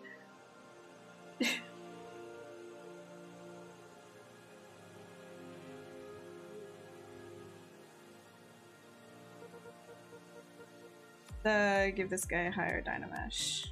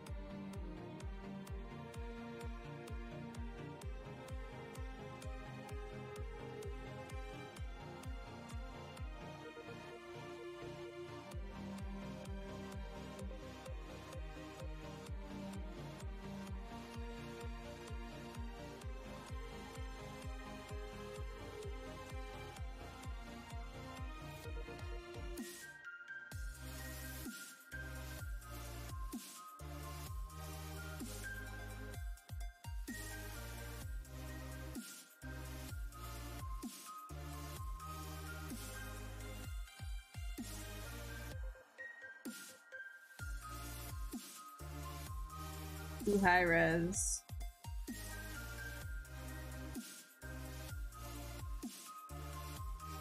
Yeah, I'll just do this then.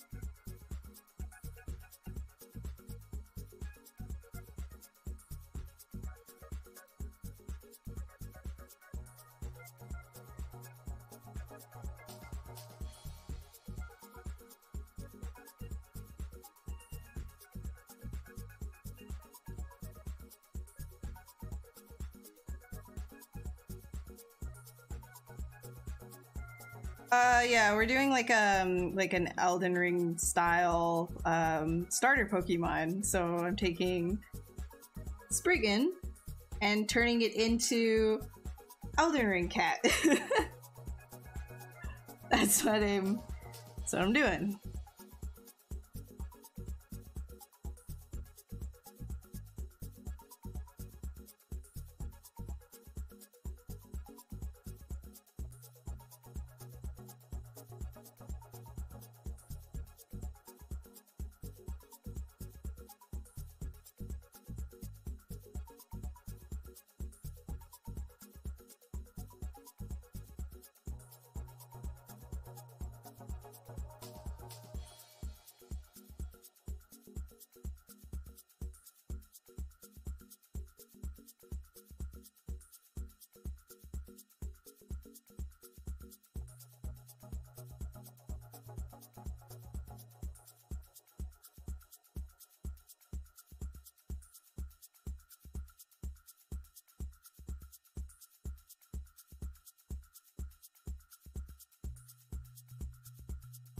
Oh, the Sphinx cats. Yeah, they're pretty cool.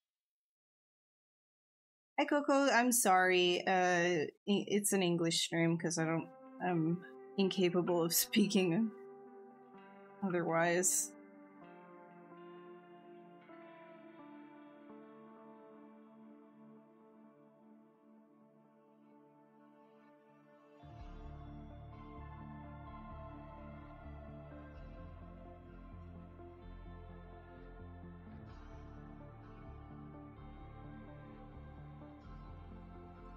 This is ZBrush, Coco.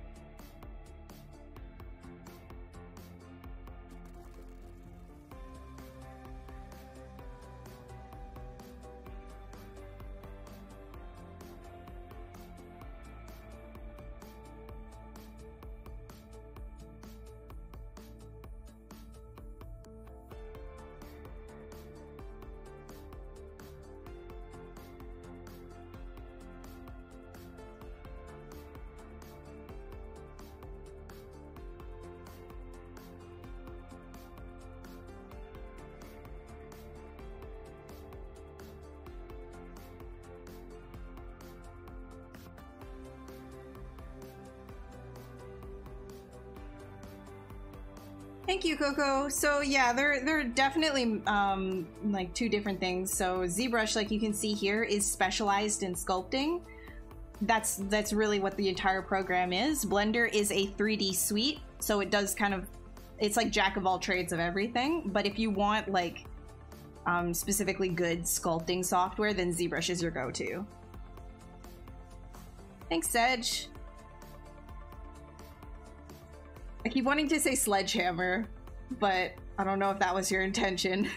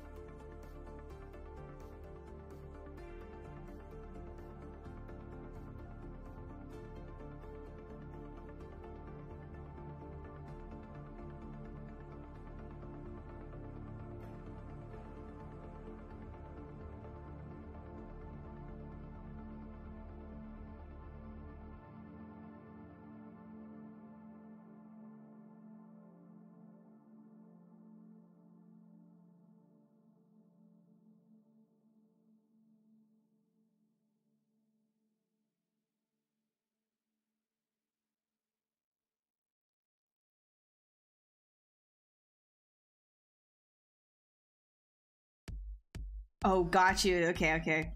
Yeah, I keep wanting to call you Sledgehammer though. I'm sorry if that slips.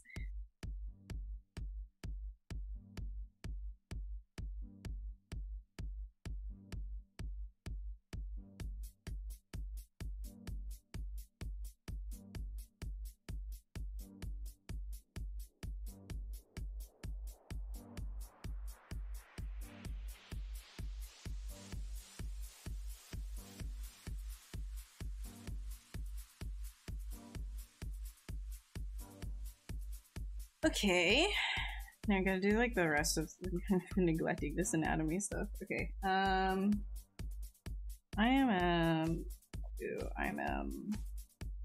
these are the halves. My bad. Let's do full primitive. Some capsules so that we can start putting in toesies.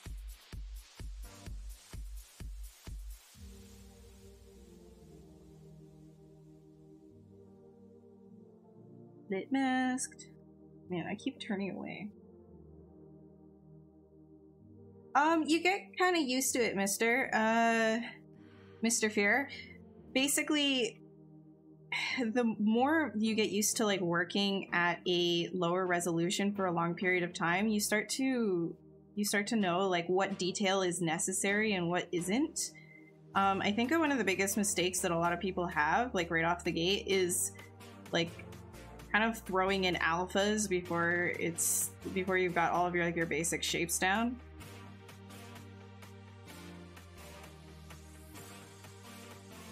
The thing is, like, when your foundation is strong, it looks like it's a lot more than just 200k, right? Like, this looks like it could be a lot more than 200k, but that's because all of the basic shapes, the foundation of it is strong enough. If you go up to like 2 or 3 million, that's when you're starting to get like more of like this kind of like tight detail in there.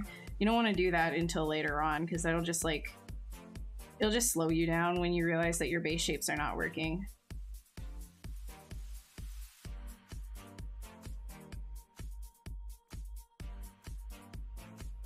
How do you add color to the mesh? With poly paint.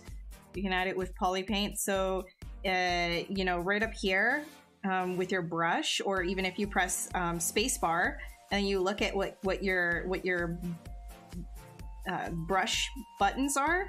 If RGB is on, which I don't recommend you using like any other brush than like, for example, you can actually like just like go to the paint brush right here. Right, and that's just a standard brush with the Z add off, Z sub off, and then it's just RGB on. When you have just RGB on, you can select any color. Again, if you don't have your mesh filled, it will just select whatever color you have. But what you're going to want to do right off the bat is go to color, and then you can fill your object with a white base, right? You just click fill, it's right here in color. Fill object, and now when you select a different color and then you have, you know, paint, then you can actually start painting on top of your mesh with whatever color you have selected. You know, you can change whatever color. You can have different alphas as well to get different effects, right? So you can play around with that. You can also change it to spray, like color spray, to get like variations, right? Easy, like kind of alien skin, etc. Your poly paint is going to be based on how dense your mesh is. So if you don't have a very dense mesh, you're not going to be able to poly paint very successfully on it.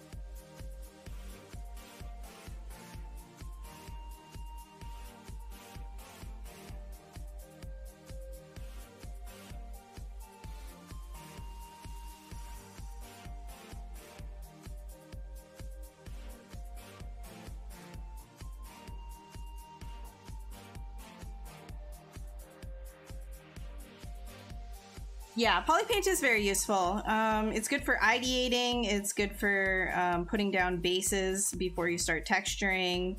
I really enjoy polypaint. I use it a lot in my workflow. Mostly as like a base.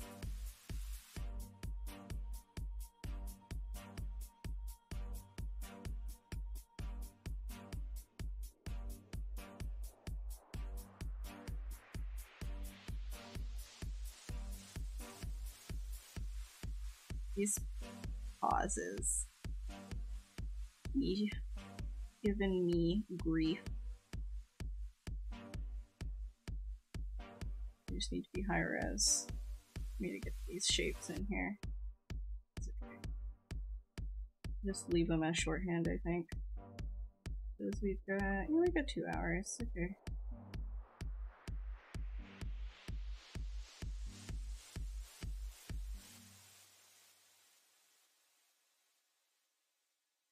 Heebity heebity heebity.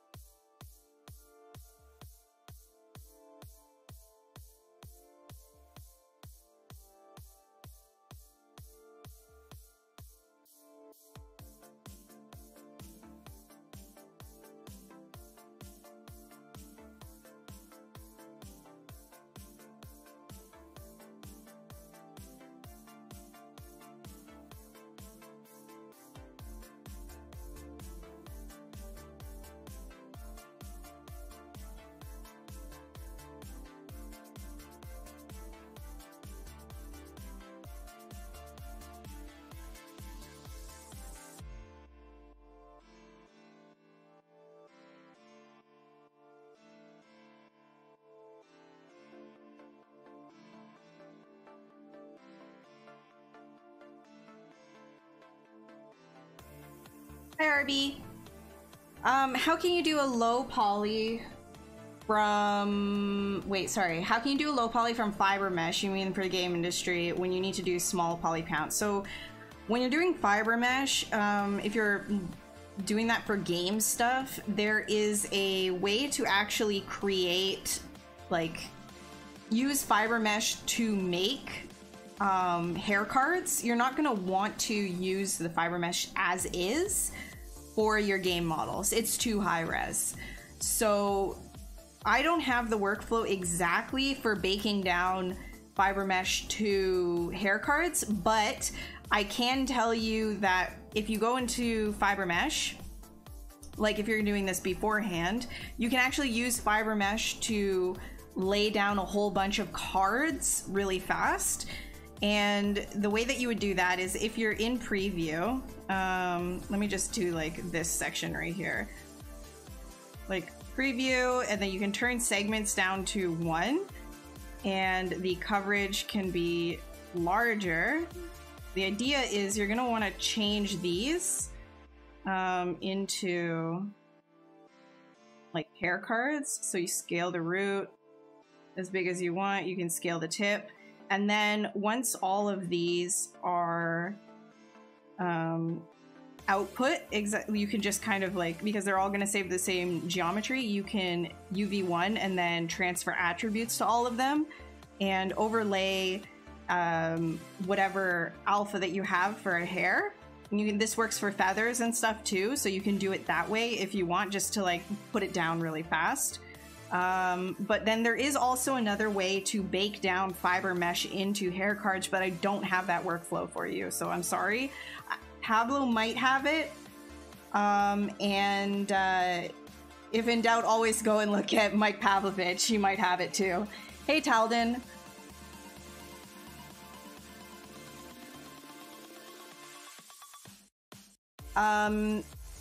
Is it possible to bake your poly paint to a low res, like a diffuse color texture? Yes, yes it is, as long as you have UVs. As long as you have UVs, you can bake anything.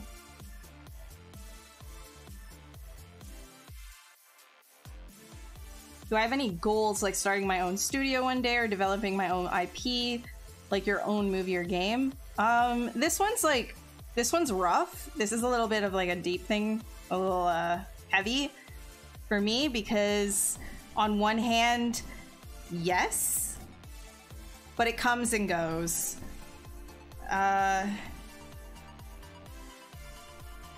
Yeah, I like, you know, when it comes to a like future, I struggle a lot with actually like being able to look forward for long periods of time. And I've always kind of struggled with that.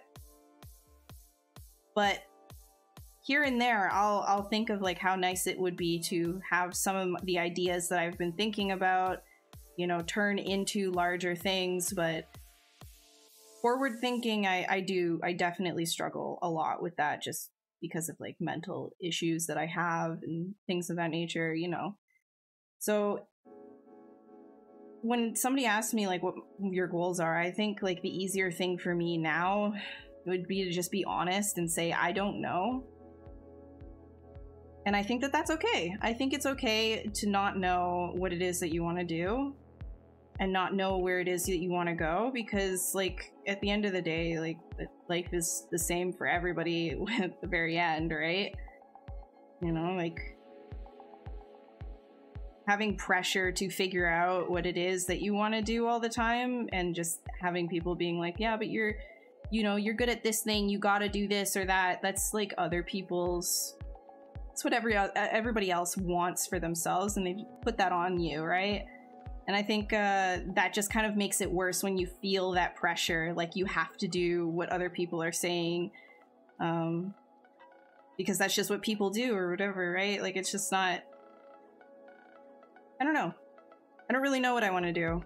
And I don't think I ever really knew what I wanted to do either. I'm just kind of doing things as they come up, and hopefully I'll keep landing on my feet. If not, then, well, you know, gotta figure it out as it goes.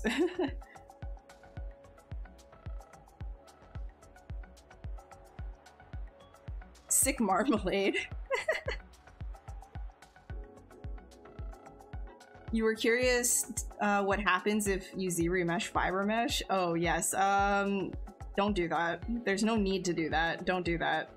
Because you can always dictate how much, how many segments you're gonna have per thing right here, right? So when you preview something, you can always go over here and like this is how many segments are going to be in each one of the fibers. Like there's no need to ZBrush it. Hey Mark, how's it going? Hey Ann. His tail looks itchy as hell. Yeah, yeah, that's the point. Having an all right day. How are you? Yeah, just curious. That's fair. So many crashes from curiosity. Go back to this.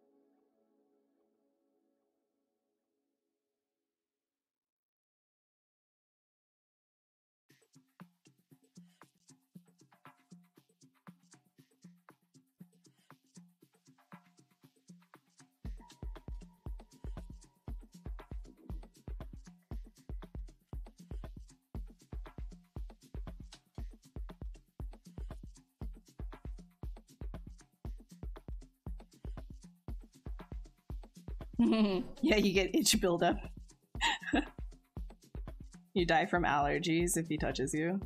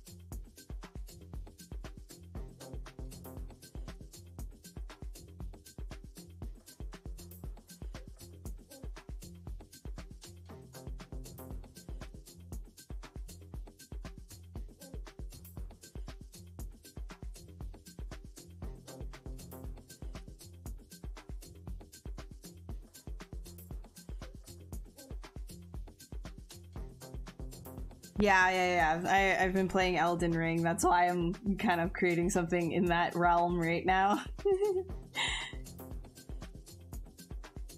I'm not very far in, but really enjoying it.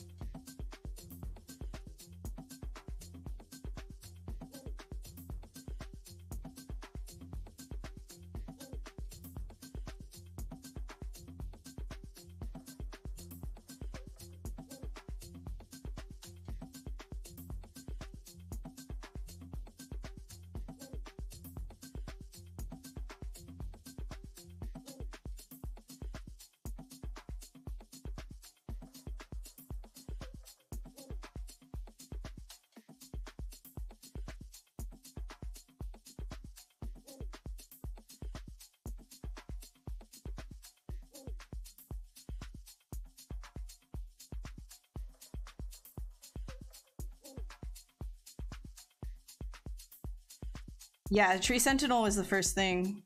It was the first thing to beat, man. It was like right there. Took me so long though. Freaking ridiculous.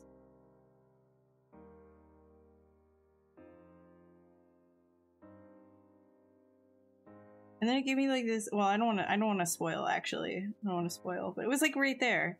I'm not gonna spoil anything.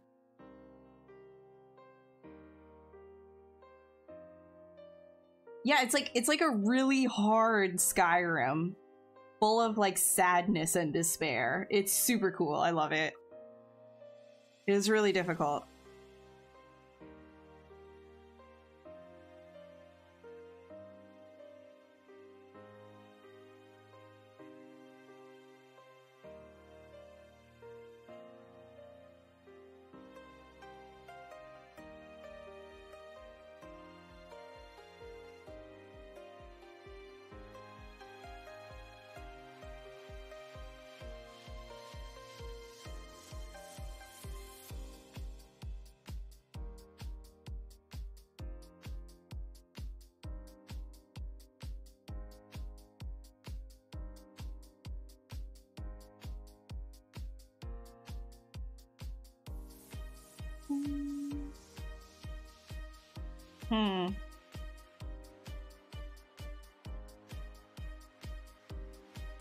I'm gonna try something. Oops. Like that. Oh.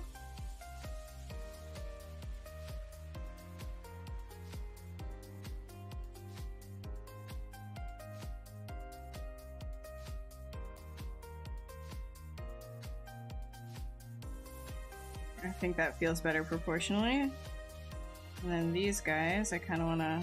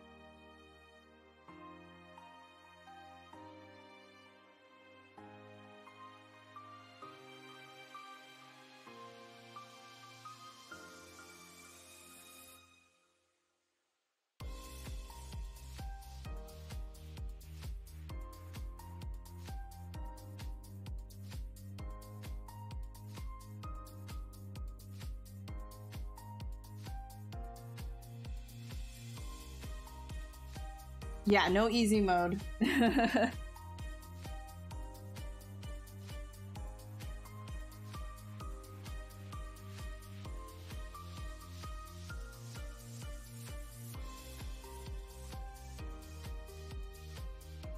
feel like it's there to teach you that some things are hard and you should come back later. Yeah, See, I went into the game, okay. I went into the game with my brother telling me, like, this is my first Souls game, right? My brother was like, no, this game is, like, ridiculously hard. It's gonna, like, destroy you. It's, like, so difficult. So I genuinely thought, like, okay, this is how hard this is gonna be. So I was like, I was just, like, hyper-focused on Tree Sentinel. Like, this guy's gonna ground pound me until he's dead, man.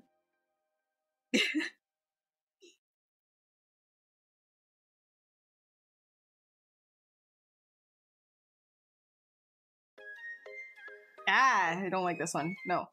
Bad. Yeah, it forces you to have patience and, like, enjoy the world, too. Like, I understand some people, like, they're like, no, it needs to have an easy mode and stuff for accessibility. Like, I get it. I get it. But I also feel like if you put this on easy, it does kind of take away... Like, if you were to put, like, a slider on a game like that, it kind of takes away from, like, the feeling of it, the experience of it. I mean, you could always choose to have it on hard mode, right? But... I don't know. I don't want to come off as, like, you know, like ableist or anything like that. I just enjoy the game as it is, though.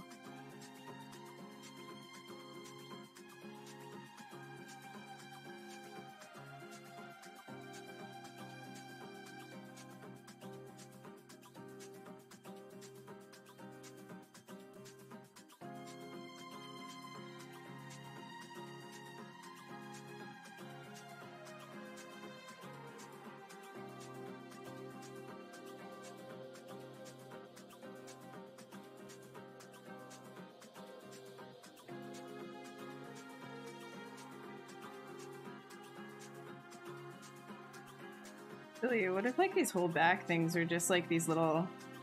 I mean, it doesn't really look like these are like... They don't have to be paws. They could just like be little root things.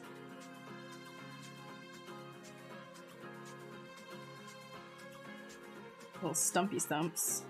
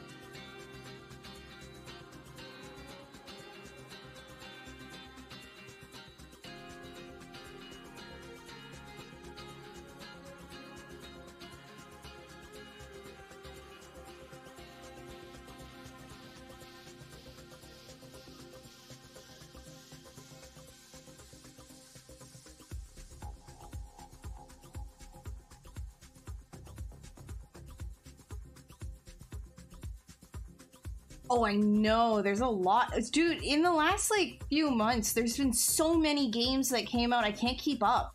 Like, I just bought the Risk of Rain, expansion, too, because I'm like, oh my god, Risk of Rain is one of my favorite all-time games ever. And I don't have time to play it, because there's too many other games to play that I already started, and I gotta finish. Not a bad complaint. I'm not complaining. I love it. I love it. After like this drought of like nothing, everything all at once. My shades, yeah. My glasses, my, I'm not wearing a lot of makeup, so I'm gonna put on some glasses. They're not even actual glasses. They're just lenses. Help with blue light. Do I have my own YouTube channel? No, I mean I do, but I don't upload there. One thing about the game, when you do win, there's a big sense of gratification. Yeah, I didn't expect that. I thought I was just gonna get extremely frustrated with it, but if you have patience, if you just like breathe and have patience with every single fight and try to learn the dance that all of them are doing, because they're all dancing, right? If you try to learn how to dance with them, it feels great when you win. Like just hitting, like, I feel like a human tumbleweed though, I'm not gonna lie. I'm like, B, B, B, B, B, B.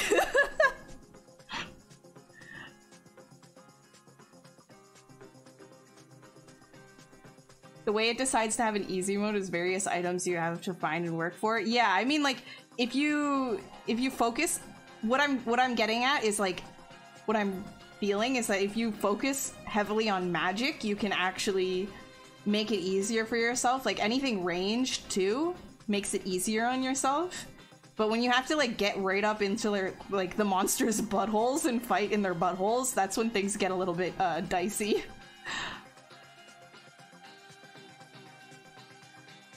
The news on Diablo 4, dude, I don't know, man. I don't know. There's so much. I finally got something you said a few streams ago about the pelvis bone sticking out near the front, the hips, how it falls into the legs. Oh, yeah. Yeah, it takes a little bit of work to kind of get it there, but once you do, it makes sense. I'm actually wondering if I do it like this. Like if I rotate this so it's facing that way.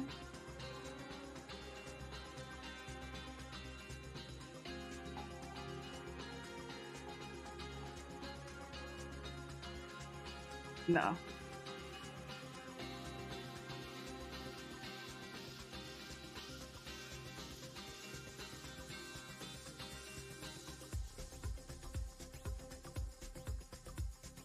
Okay, because like in this one, just got this thing sticking out like that.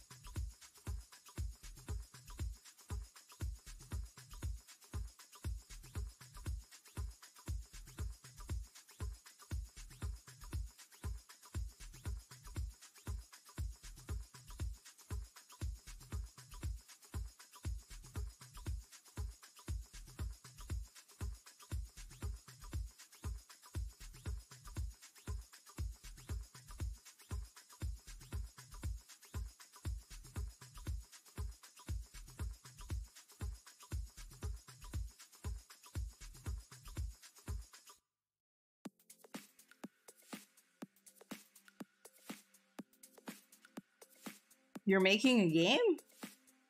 Or no, you're just kidding. Okay.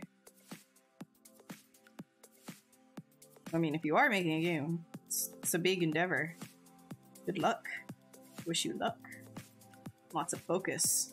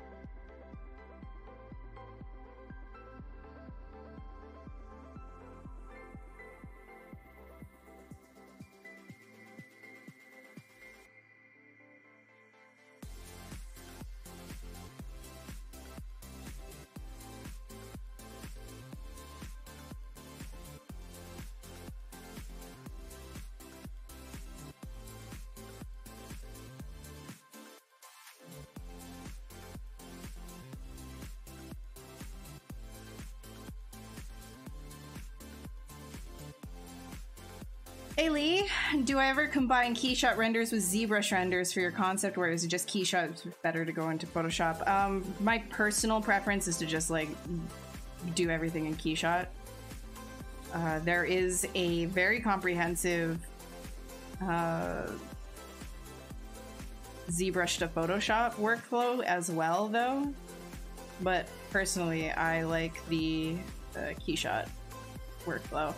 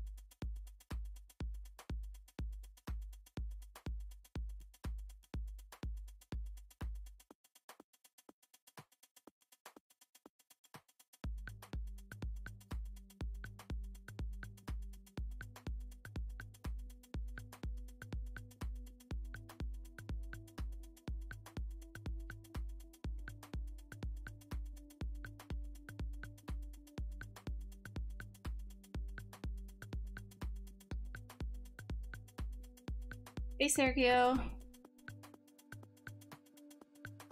Oh, the shield slam, the horse shield slam was my bane. Yep. You always had to kind of predict when he was gonna do that, in a sense. Like if he was gonna do an attack, then you had to do yours real quick and then back up immediately and get out of range, because if you weren't out of range, he was gonna slam you and just get screwed. Or you just gotta be on the opposite side of the shield. Monty's a good boy, and he's doing real good.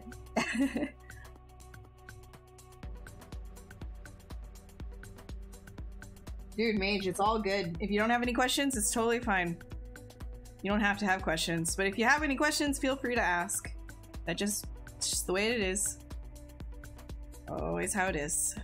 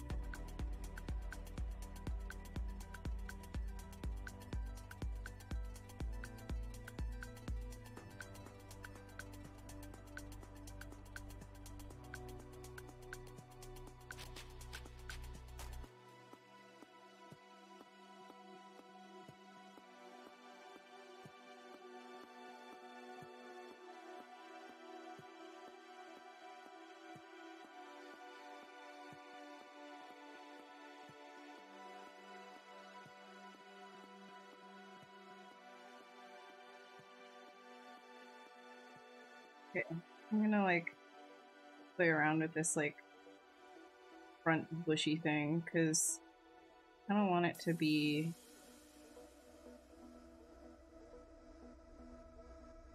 like engulfing on the paws.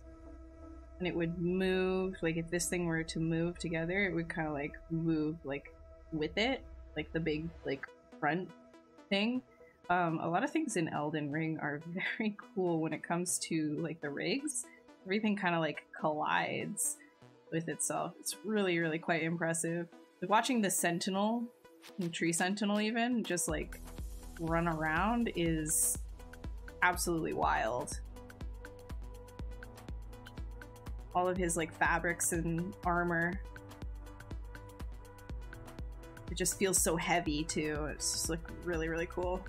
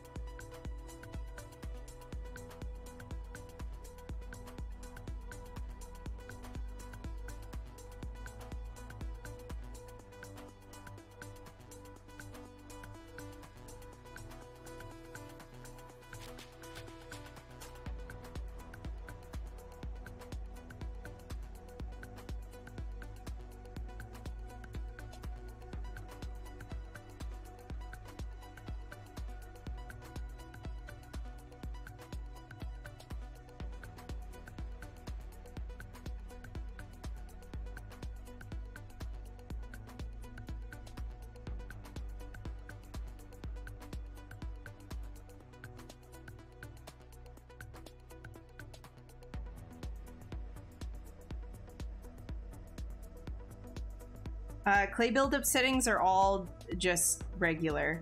Like they're regular normal settings. I don't touch them.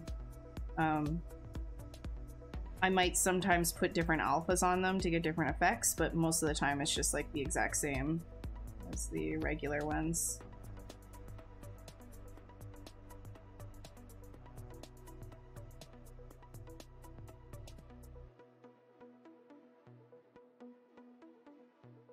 Try and get that silhouette that's in the cat. I'm still trying to make it Spriggan.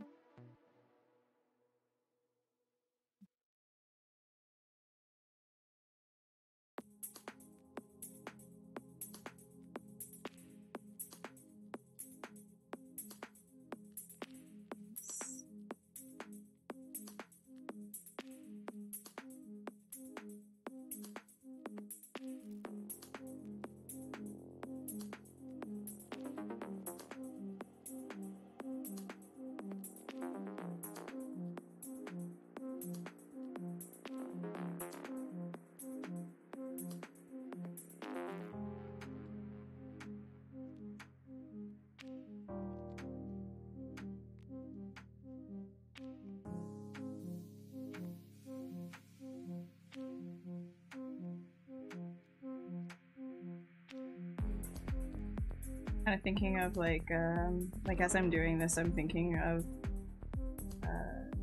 sort of like maybe blanketing this, and I'm going to change all of these bits as well, just to have a better overall silhouette.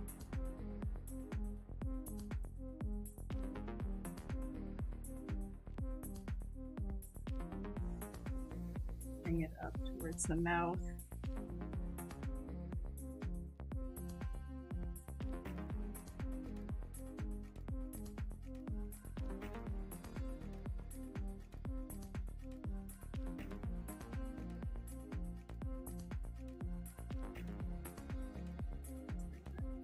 In there.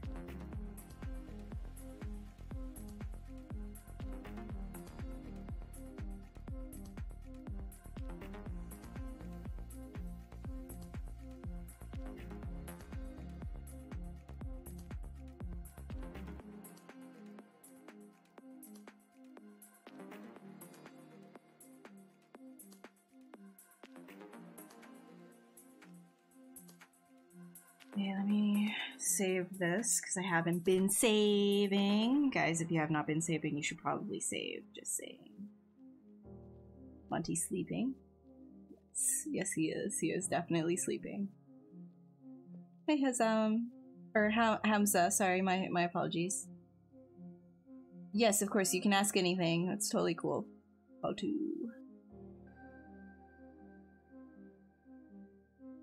Yeah. We know we all have a lot of artists that we look up to that's currently in Ukraine right now, and it's an incredibly sad and unforgivable situation.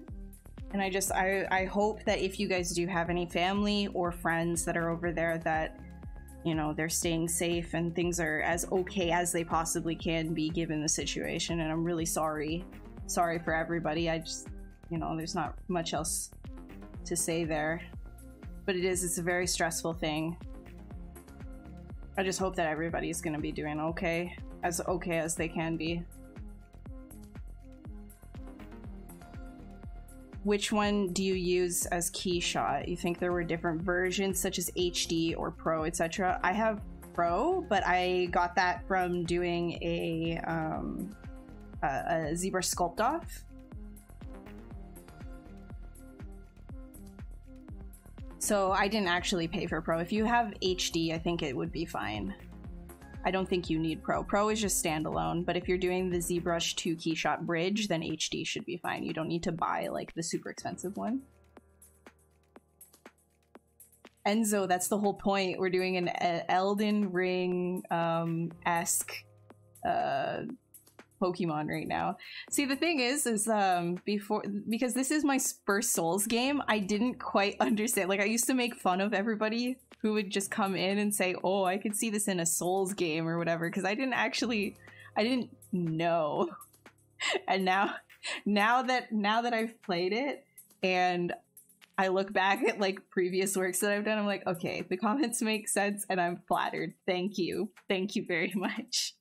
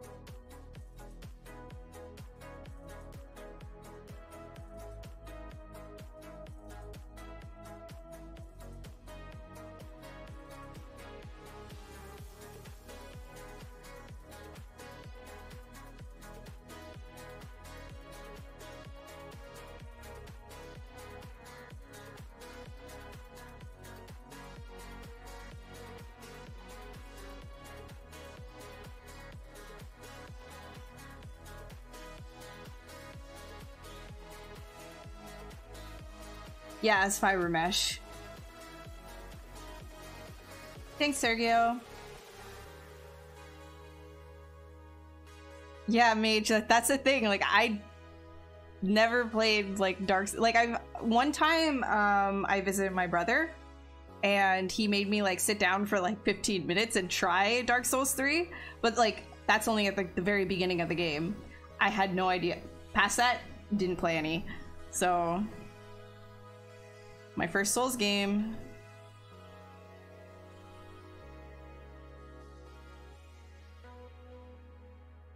What courses have I taken? I have not taken courses for my concept stuff. What got me to my workflow was just doing a lot of it, I guess. Just like doing a lot of it inside of ZBrush and just figuring out like what worked and what didn't and what felt right. You know, because for me, my the final image is all that mattered. So if I could just like take screenshots or something, or send over something that's even kind of like crunchy like this to Keyshot and then paint over it or something like that, that's totally fine for me. So as long as something was working for the final image, that's all that I cared about. But other streamers here also share their workflows, so you could always just like take bits and pieces from what other people are doing and kind of make your own based on whatever feels right. Concepting is very difficult, but I find it's easier when you let yourself just go with it. You know, the more tight and closed off you are about something, the less creativity will show through. It's good to have references up on your screen, but the more like that you have up and you're just dedicated to just staring at those references, you're gonna have a very hard time letting your brain kind of make the connections and break free from the images you're already looking at, right? Important to look at reference for learning anatomy and all of that. Very important to always be referencing, but it's also incredibly important when you're concepting or learning how to be a little bit more creative with your designs and interpretation, to just kind of break free from reference and try to not stare at it so much. Just do what feels right and then fix it after if you have to, because then you're working your brain in a different way than copy paste, copy paste, copy paste, right? Creativity is a learned skill. It's not really something that's just like inherent to somebody who's born. You can learn to be more creative. You absolutely can. You just need to work that muscle in a sense. It's not actually a muscle. I'm just using a way of speaking. But yeah, it's definitely a learned, you work on it, you practice it.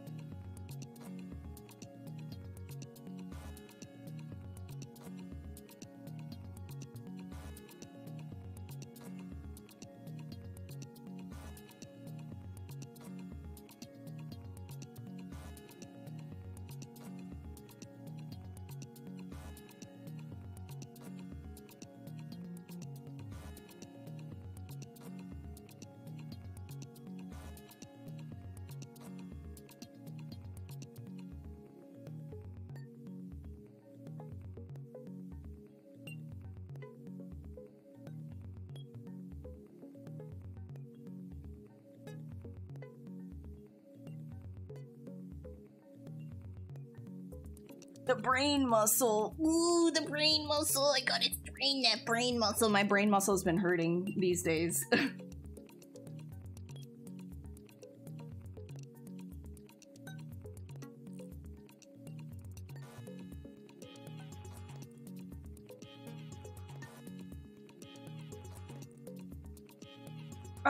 Distracted, I think it just comes down to, did it click faster for somebody else than another person? This is a really annoying song, isn't it? It's actually called Brain Talks.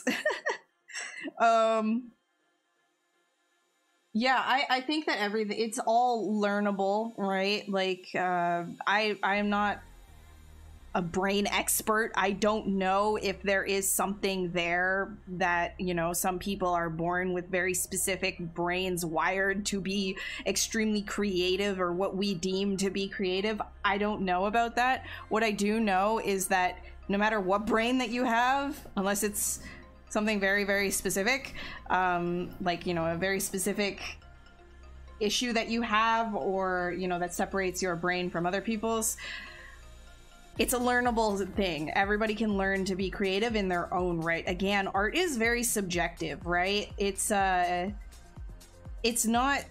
something that you can just be like, oh, this one person is the best at art. That's incredibly subjective. There is no fact of art being good or not. It can be appealing to a larger quantity of people, but that feeling of like, hey, that looks good, can change over time. It's very molded by what society, it's molded by society and your environment, all of these things, right? So somebody who might be incredibly like the best at this one particular time may not be the best in a few years when subjectivity moves on, essentially, right? And so when it comes to, you know, people saying like some people are just inherently better at it, it's kind of a confusing, weird thing to talk about, you know, when you remove obviously the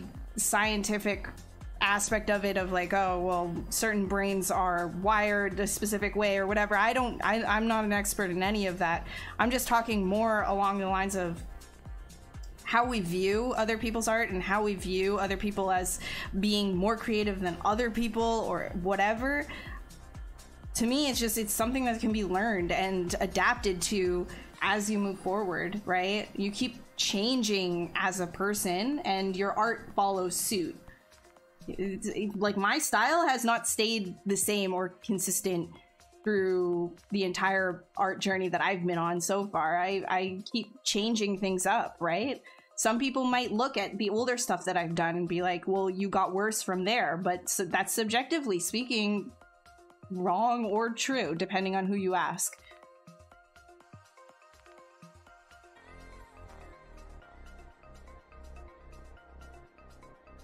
Do I ever draw or sketch out of my ideas? You guess you're asking if you draw outside of ZBrush. Yeah, I do. I do draw outside of ZBrush. I haven't been drawing a lot lately, but if I have something that I gotta get down really fast, then yeah, I'll just like sketch it out really, really quick.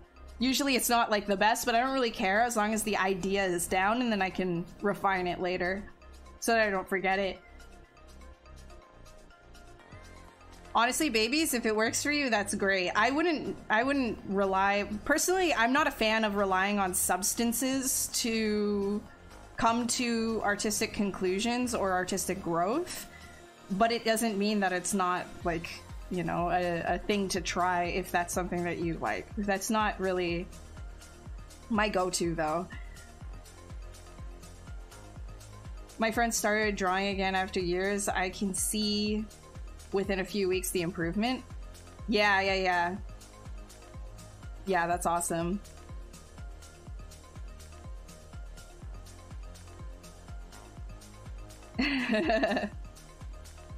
Well, okay, so the banana, okay, that's not exactly a super good comparison, considering the banana thing. That kind of art is okay, how do I talk about this? Some people will actually gravitate towards that kind of art, but I never believe that, you know, something like a banana selling for that much money is actually like that is worth it. There's something else going on there in the financial world with very wealthy people, and storing their money in different ways to avoid taxes and things of that nature that a lot of us are not very savvy to, but the contemporary art world is kind of full of that, like art auctions and things of that nature. But it's not to say that some people collecting these artworks at these prices don't enjoy the artwork, but a lot of these kinds of really, really expensive art, they just sit inside of warehouses and they never see the light of day, and they just sit there collecting dust, essentially, because it's a store of money, a store of capital that kind of avoids taxes. That's the unfortunate truth about that. Yeah. Oh no, you're gonna go there yourself, Liz. I'm not doing that one. I'm not doing that one. No, no, sir. No, sir. You're not falling down that hole. What do I want to do here? Okay. Let's do this. Soften all of this out a little bit better.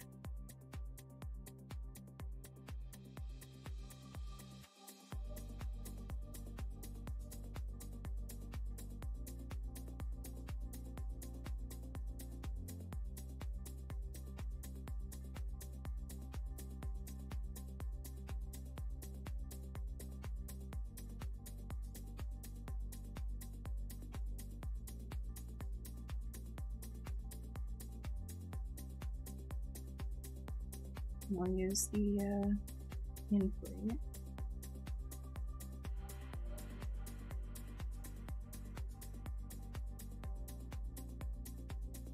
We're getting some nicer shapes in here.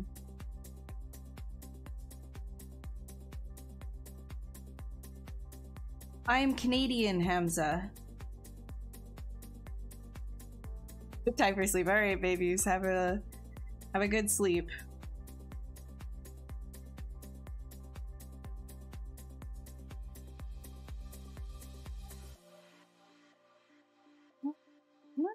That.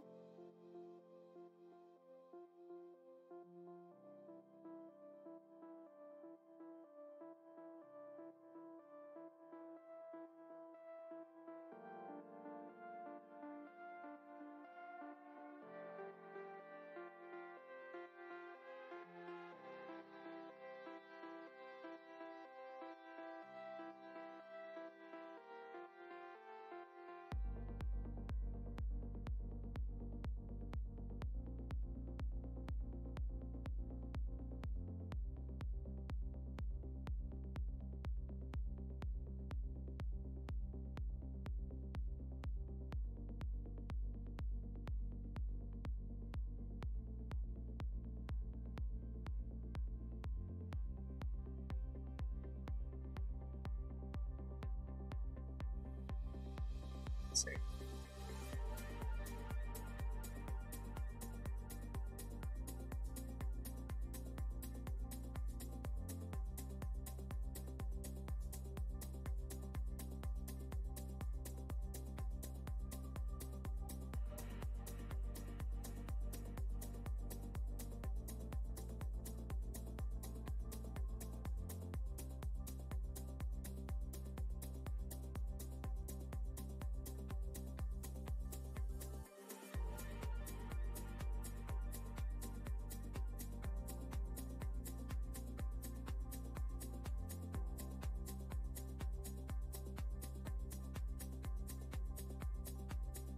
Yeah, I want them to be a little bit like these.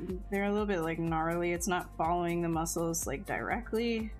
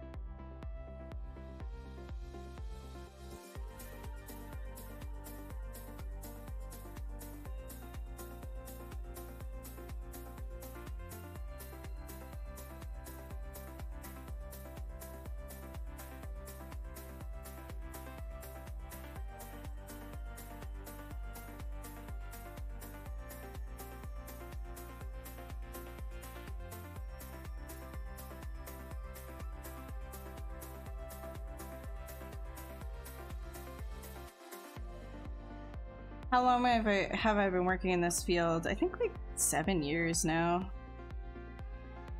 6 or 7 years. I think actually, yeah, 6 years. Going on 7.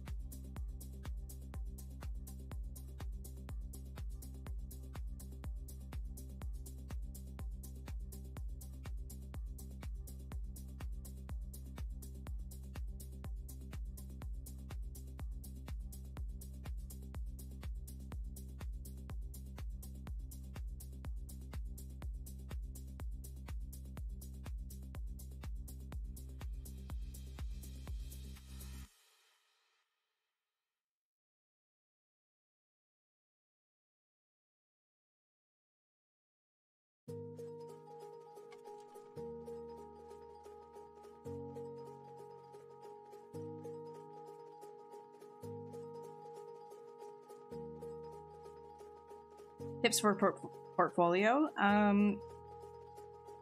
What are you looking to get into exactly? Like what field?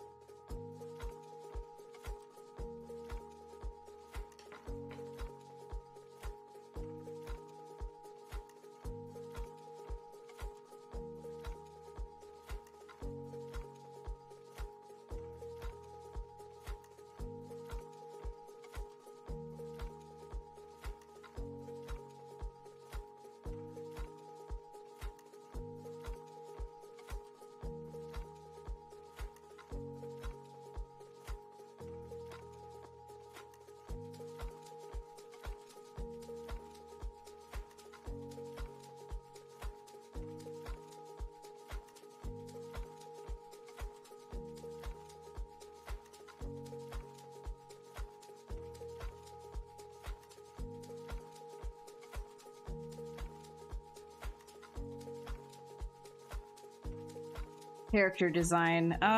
So if you're looking to get into character design and not like just like 3D in general, I think your best bet is to look up other character designers and see what is in their portfolio. Like on ArtStation and things like that. You'll have a better time figuring out exactly what it is that you want to do that way. Character design is you're gonna do a lot of like turntables, like turnarounds.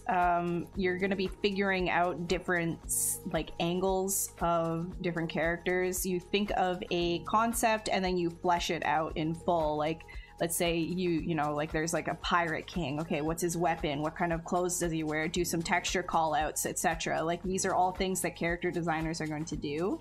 So you're gonna want to focus on that specifically.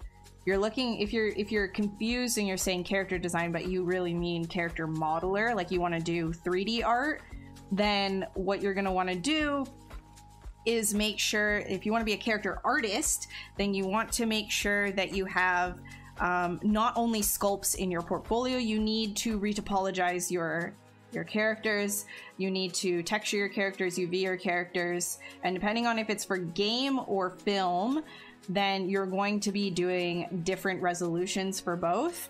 Film will require multiple UDIMs, it will require higher topology, smoothing knowledge, whereas games, you're going to have lower topology, like topology conservation, basically, as well as texture conservation as well. and you're usually not using the number of UDIMs that film has. So that's like the main points. It's kind of like a generalization. How often are you streaming here? I'm streaming here for every Wednesday this month. Usually it's like every other Wednesday, but this month I'm doing like every Wednesday.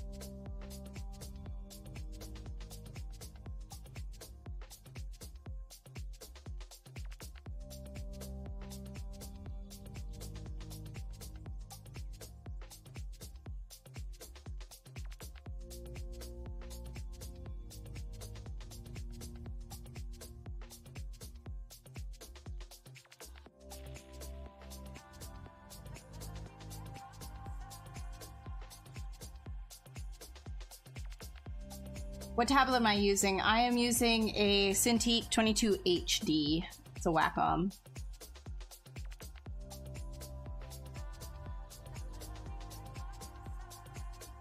Good art, but your portfolio isn't showing technical background. Exactly, yeah. And that's a big thing when you want to get in as a junior to any studio. You're going to need to show that you can do the technical, no matter like how good your sculpts are. It does not matter if you don't do the technical when you're looking to be a junior. You have to do the technical. You will get into the art industry. You just have to like be patient with yourself, you know, like and not be desperate to get a job as well. That's a big thing, is like don't be desperate to get a job in the industry, because you might, you know, force yourself to do something that you don't necessarily want to do. And I'm not talking about like just skipping the technical stuff. Everybody needs to be able to do the technical. What I'm talking about is like, you know, you're getting rejected from your character art jobs that you want, that you enjoy doing character art on your own time, and you're like, you know what, I'll just do anything. Like I'll focus on being a rigger specifically, for example, and maybe you don't like rigging that much, and you're like, okay, and now I'll apply to be a rigger, but at least I'll be in the game industry, so then I can transfer later. Like, don't do that because you're gonna get stuck. I would suggest personally to look for a job in the meantime that will give you enough money to live and that you can practice doing the art that you actually enjoy doing on your free time, so that you can get the kind of job that you actually enjoy. Because if you're doing art for a living, like art professionally, and you end up getting a job that is not in line with what it is that you want to do and what you like to do, it will drain you of everything creatively. So I would 100% recommend you get a side job, something that can just like support you for the meantime, while you practice the art that you actually like, focusing on the type of job that you actually want to do. I diet.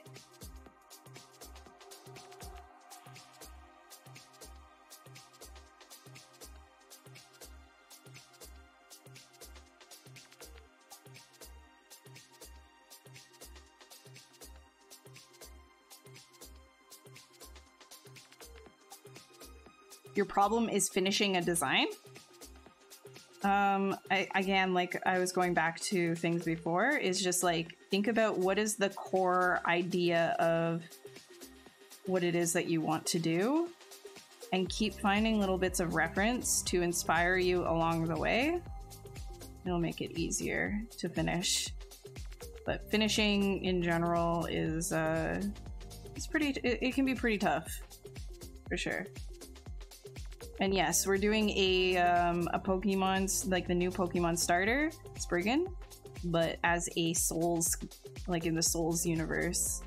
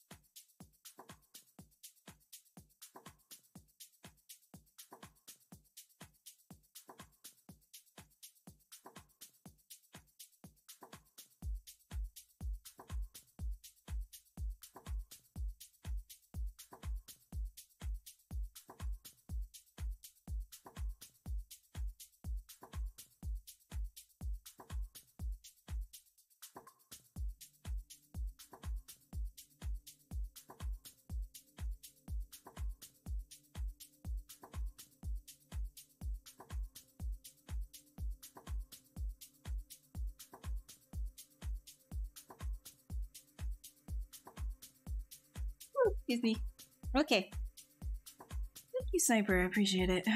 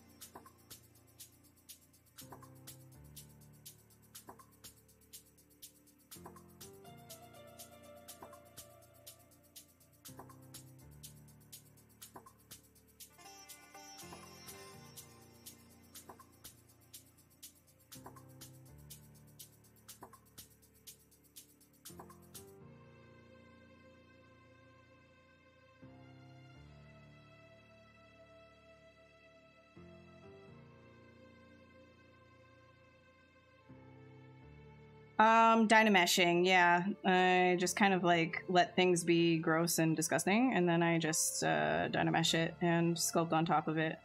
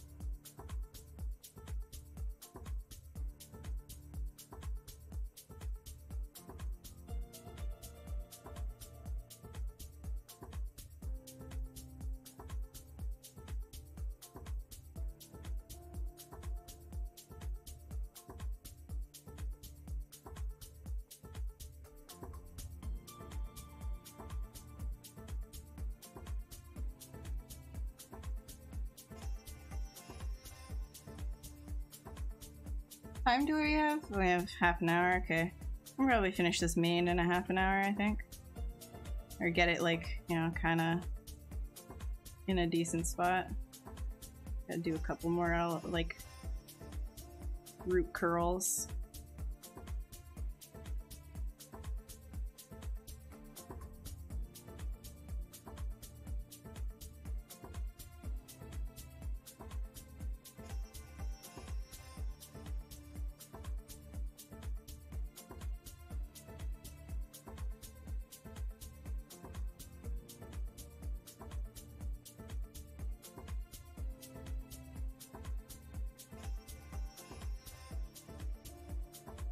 Okay, and get this to be in shape there.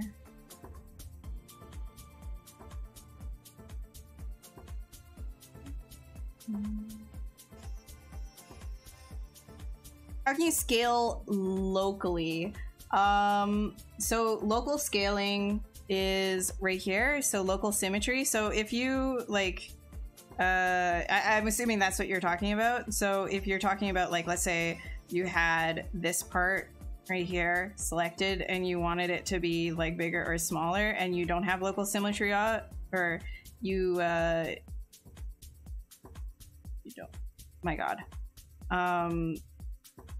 Yeah, so if you don't have local transforms on, it'll just kind of like go off into the distance. If you have local symmetry on, then it'll stay where your gizmo is and transform that way. So it's a little button over here.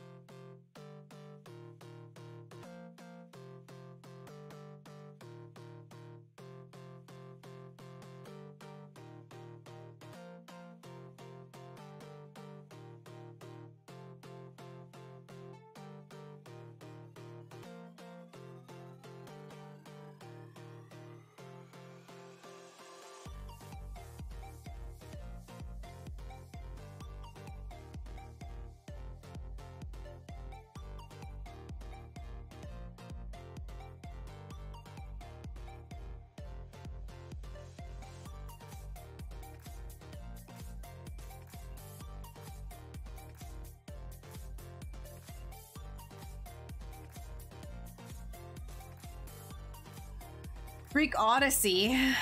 Oh. I mean, I'll take that.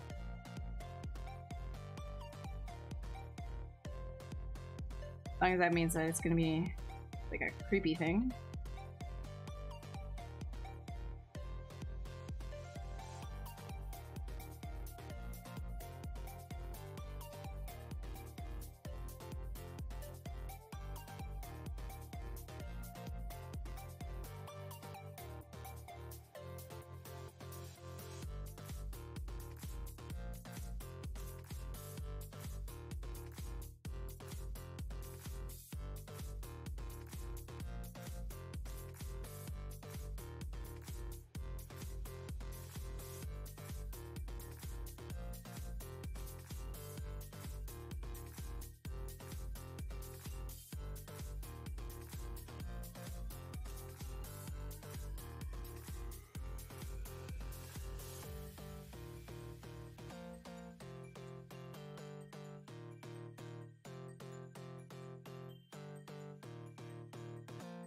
Oh, I've been I go for 4 hours and I've been going for 3.5 now, so we're almost done stream.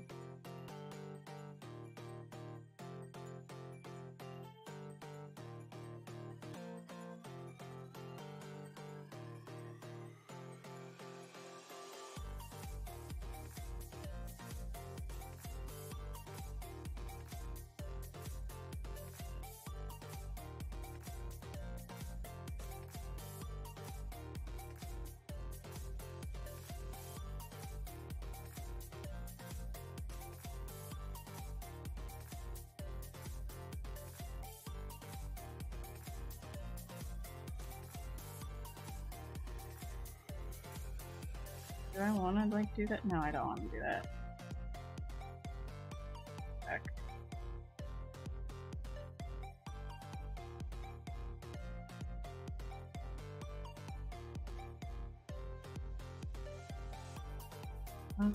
Alright.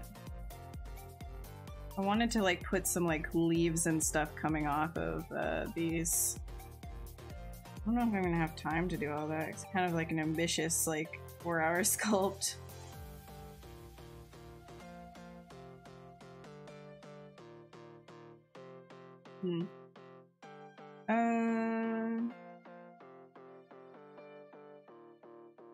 I think if I had, if I was using like custom IMMs and stuff like that, it probably would have been faster, but doing this from scratch is meh.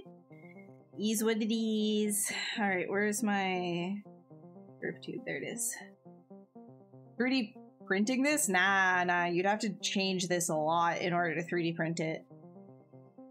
Is there a way to buy a ZBrush student license? I'm not 100% sure about that, Eska. You might want to contact Maxon about that. They might be able to point you in the right direction. I'm not 100% sure, unfortunately. I'm sorry.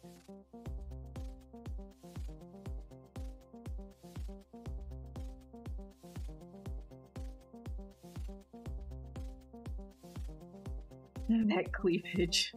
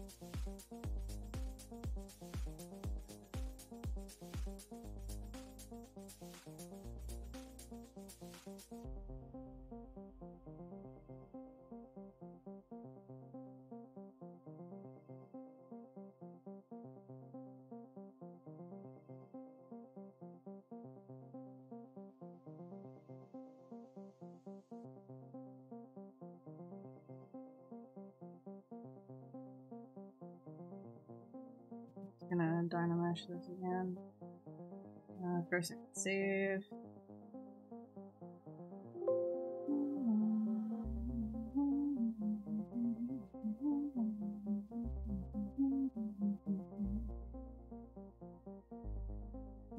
Dynamesh. Okay, so if you get this happening, by the way, and you want to fix it, right? Because I'm sure a lot of you, like if you're doing this method, this happens to your mesh. So what you want to do is backspace, like Control Z rather, go to geometry, fix mesh, in mesh integrity, and then fix mesh. And then you can try it again and it should be good to go, like so.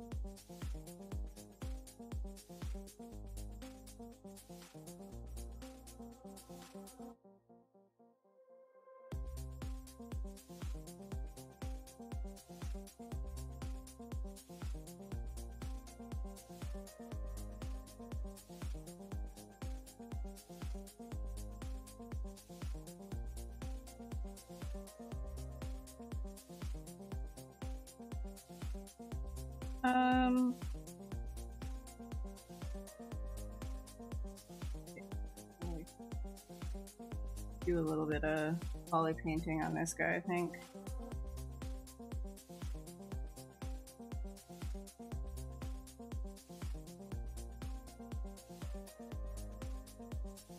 So if you go over to Z plugin and then you do subtool master, you can actually fill everything with a color and material if you want. So I'm just going to do color right now.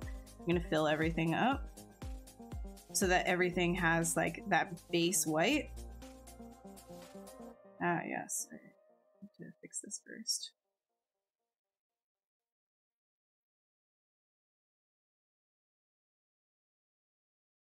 And then you can start like painting on top. I do not like that. So, I'm just going to do this in like a kind of like muted green. Black.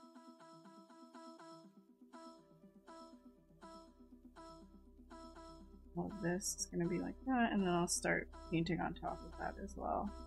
Okay, this is a super annoying song too. Good job.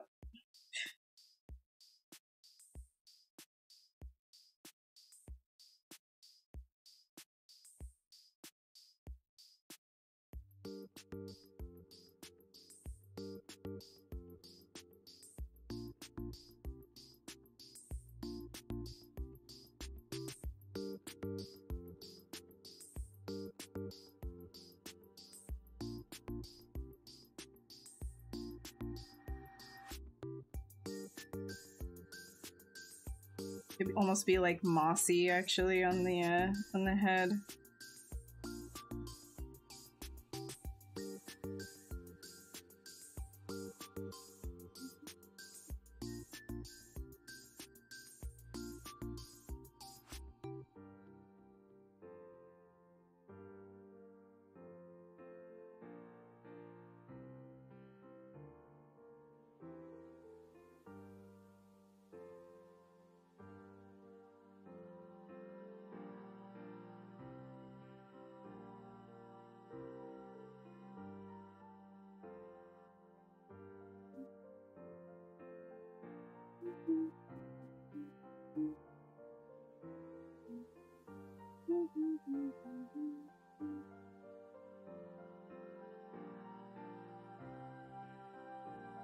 No, I'm not gonna be like, I'll just do a little bit of poly paint here just to kind of help sell it a little bit. Yeah, because I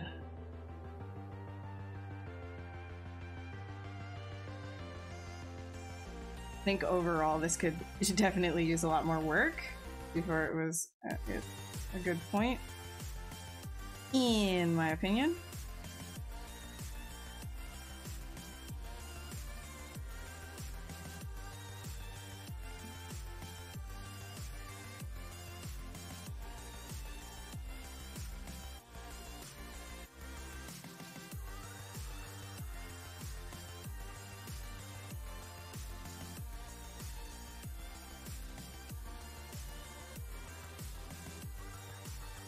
Do like a little bit of like a color spray actually.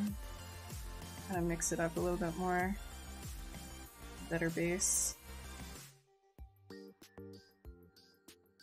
I'm gonna switch this to have a bump. It's too shiny. Yeah. I mean, I guess I could do matte cap gray and then kind of give it a little bit more of a shine. Let me go into material, modify it, give it, where is your, you don't have any spec? Oh, I guess because it's a matte cap, my bad. Give it basic material. Spec. Bit more of that, not the diffuse curve, and just the spec curve to be a lot more like stiff, like a sharp curve. There we go. Then things will pop a little bit more. Tablet model for a more comfortable. Oh, like a desk tablet model? Yeah, I would say the Intuos Pro Medium is probably my favorite for that specific type of work. I switch between Intuos Pro Medium and this all the time.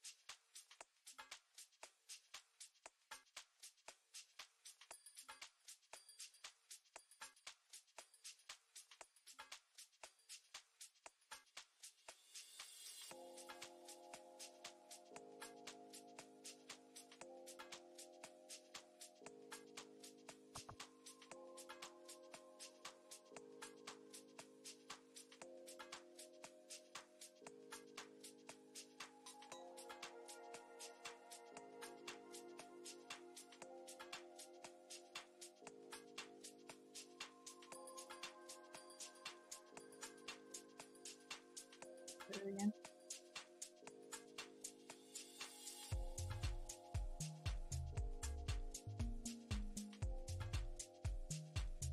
Let's do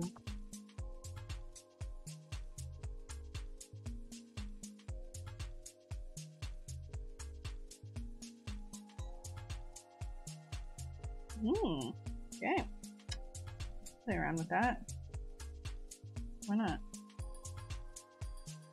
Okay, let's grab this.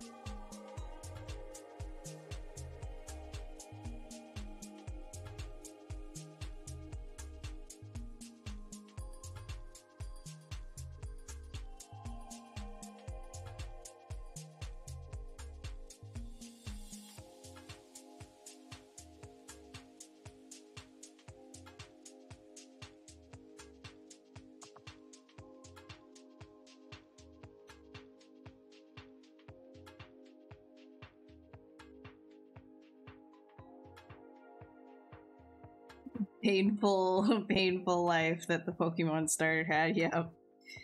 Yep. I mean, it just happens to be that way, man. It's that Elden Ring life when he started the wrong game type.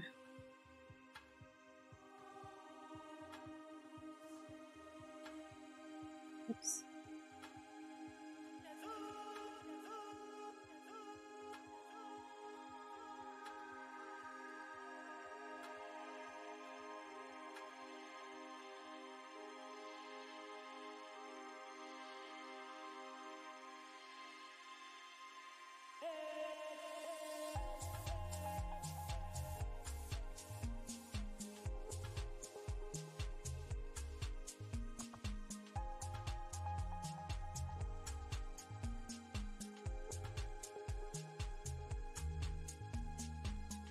I kind of want to do like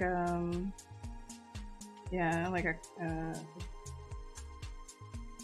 crying thing, just like weeping out. Get out of color spray.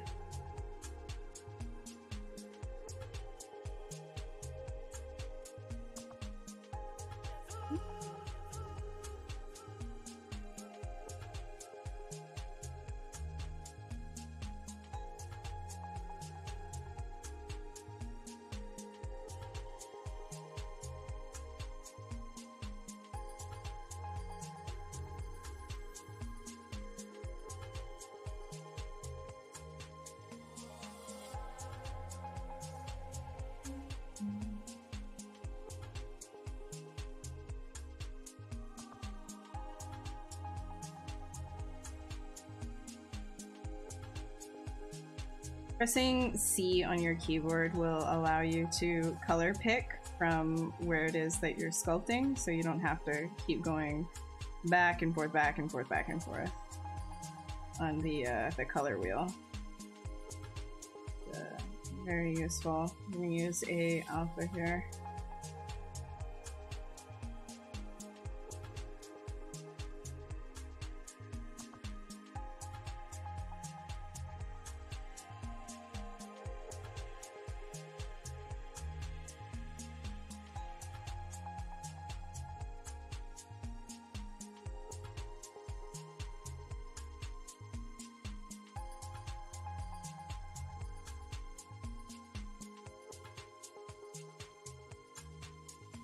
And get a little bit more of the browns in here as well, I think. Maybe not that saturated though. I want saturation. Okay.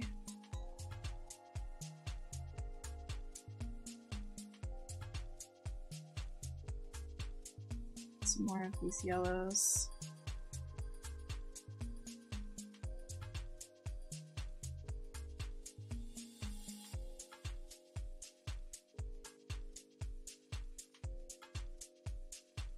Learn to get good focus like that. Just understand that people are watching you, and then all of a sudden it's like, oh, okay, I guess I gotta work.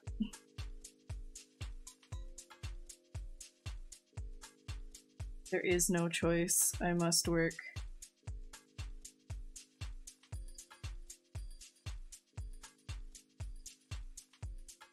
What color eyes? It's like have these like magenta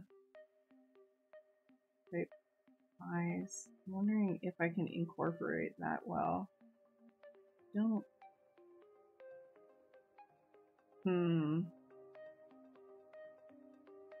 Think maybe if I do something like this.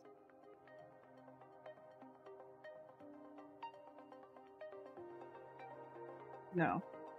I'm gonna do sort to here.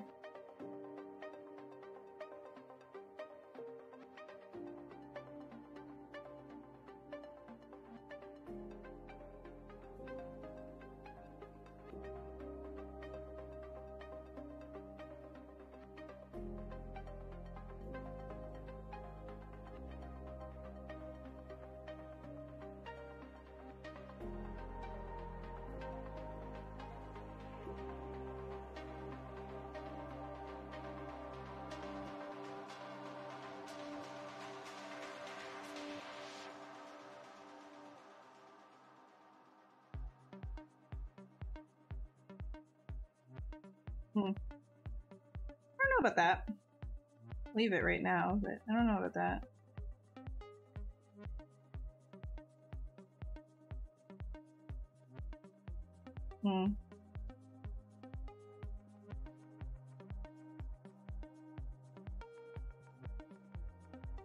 Is there any quick way to explain how you made the base for the big hair strands? You can actually, like, so this is gonna be saved as a VOD. You can actually go back and view it if you need an explanation on that stuff.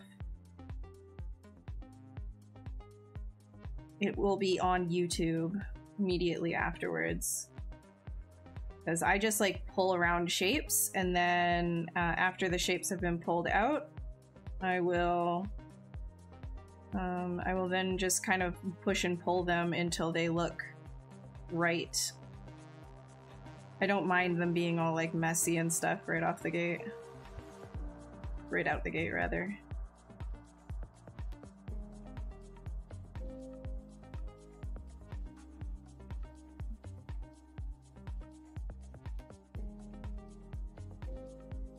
So quickly fill these guys.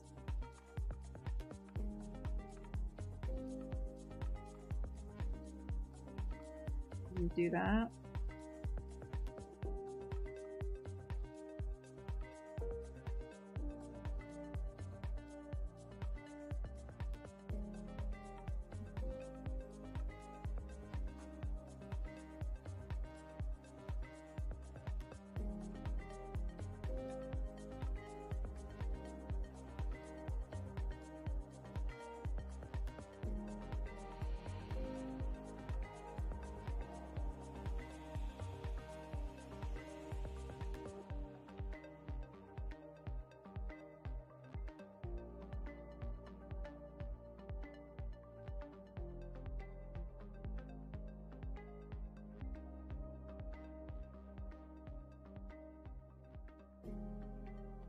I don't have enough time. See, this is why I didn't want to like poly paint. I know people are like, oh, you should poly paint. So I did a little bit of poly painting, but it's just like the amount of time in a stream I don't have to do a totally finished thing. So some of this is going to be left kind of whatever.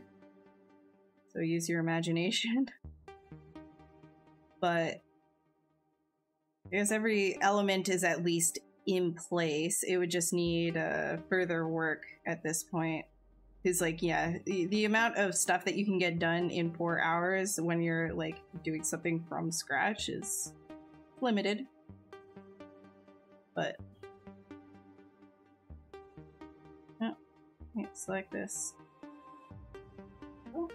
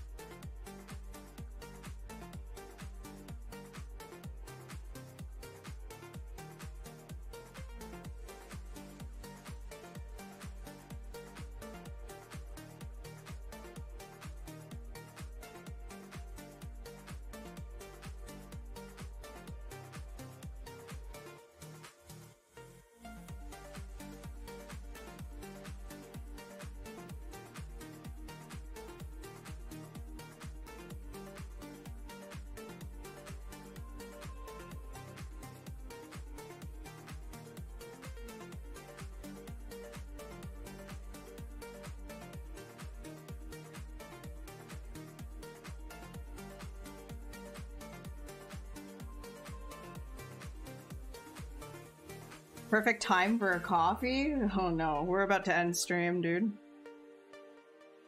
I'm about to end stream.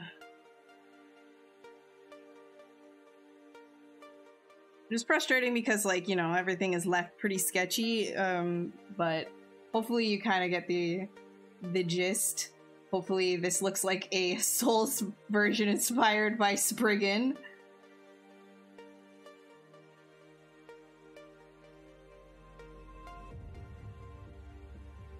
You don't have much of a choice, but if you're a student, you recommend going to a public computer to work on stuff. Personally, do most of your work at uni during weekends to focus. Well, that's actually not bad. Yeah, that helps you focus.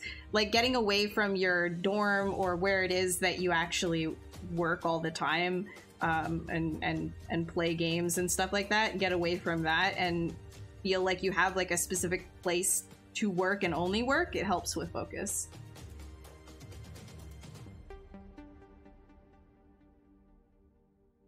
It kind of has like raccoon vibes, doesn't it? Right here, I kind of want to make sure that these have a little bit of separation first before I go. It's kind of like, I don't know, it's just kind of bugging me.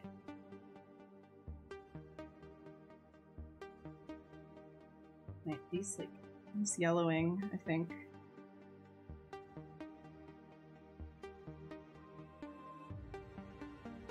If I had more time, I would want to do more, like, leaves and things coming off of it. It kind of looks a little bit like broccoli right now. I wanted to push the vines and the leaves and things like that, but it is what it is. If I were to like texture this in Substance, right? Like if I actually like took it further than just a sketch, what I would end up doing is probably more of like mossy textures and things like that over top of everything. Just really like old and forlorn. And these are like weak spots. Anyways, oh, you know what? Maybe I can get away with making this look a little bit fluffy. Maybe. I don't know. Does that work? No, it doesn't. I'd have to do that in post. That's okay. Alright, well, wait, let's see if I can get...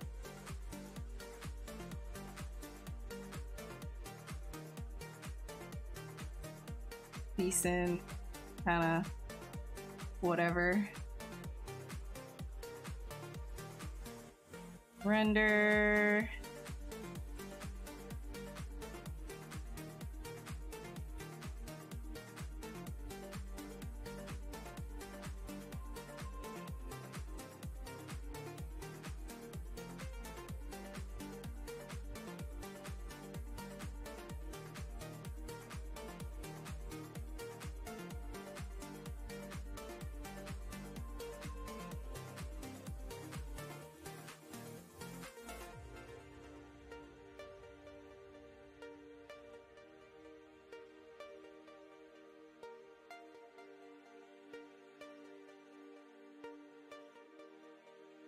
Yeah, okay, well, whatever. And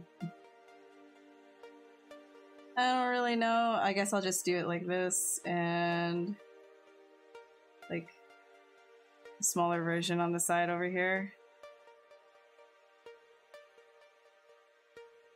I'm trying to get it like into the screen because I usually just kind of like leave them on the screen at the end. But it is not a very screen-friendly dude.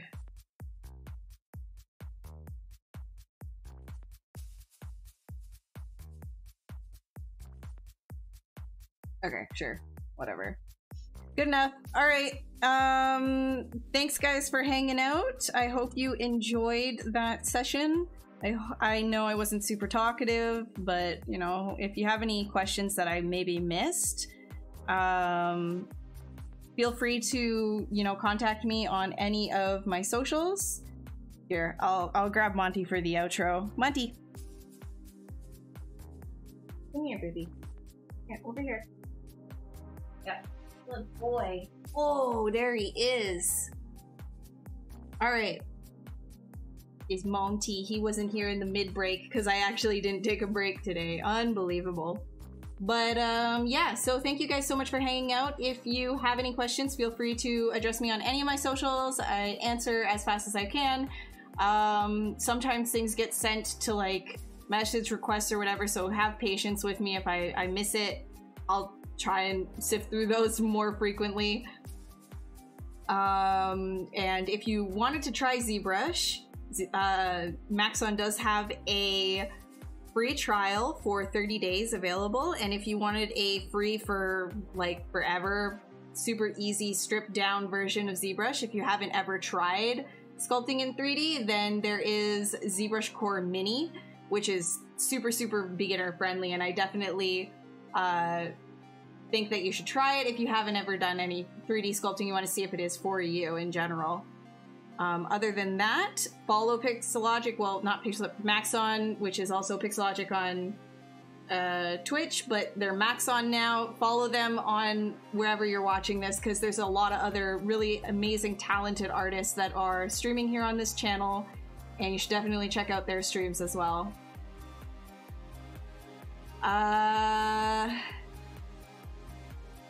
Yeah, Monty Boy. So just to wrap up, this stream was me taking one of the Pokemon Spriggan, Spriggan, which is one of the new starters that were announced, and turning it into a Soulsborne horror monster thing. And that's really like what this was. So hopefully you guys take care. I will see you in the next one. I'm live every single Wednesday this month. Other than that, feel free to contact with any questions you have, and I'll see you in the next one. Okay. Bye-bye. Bye-bye.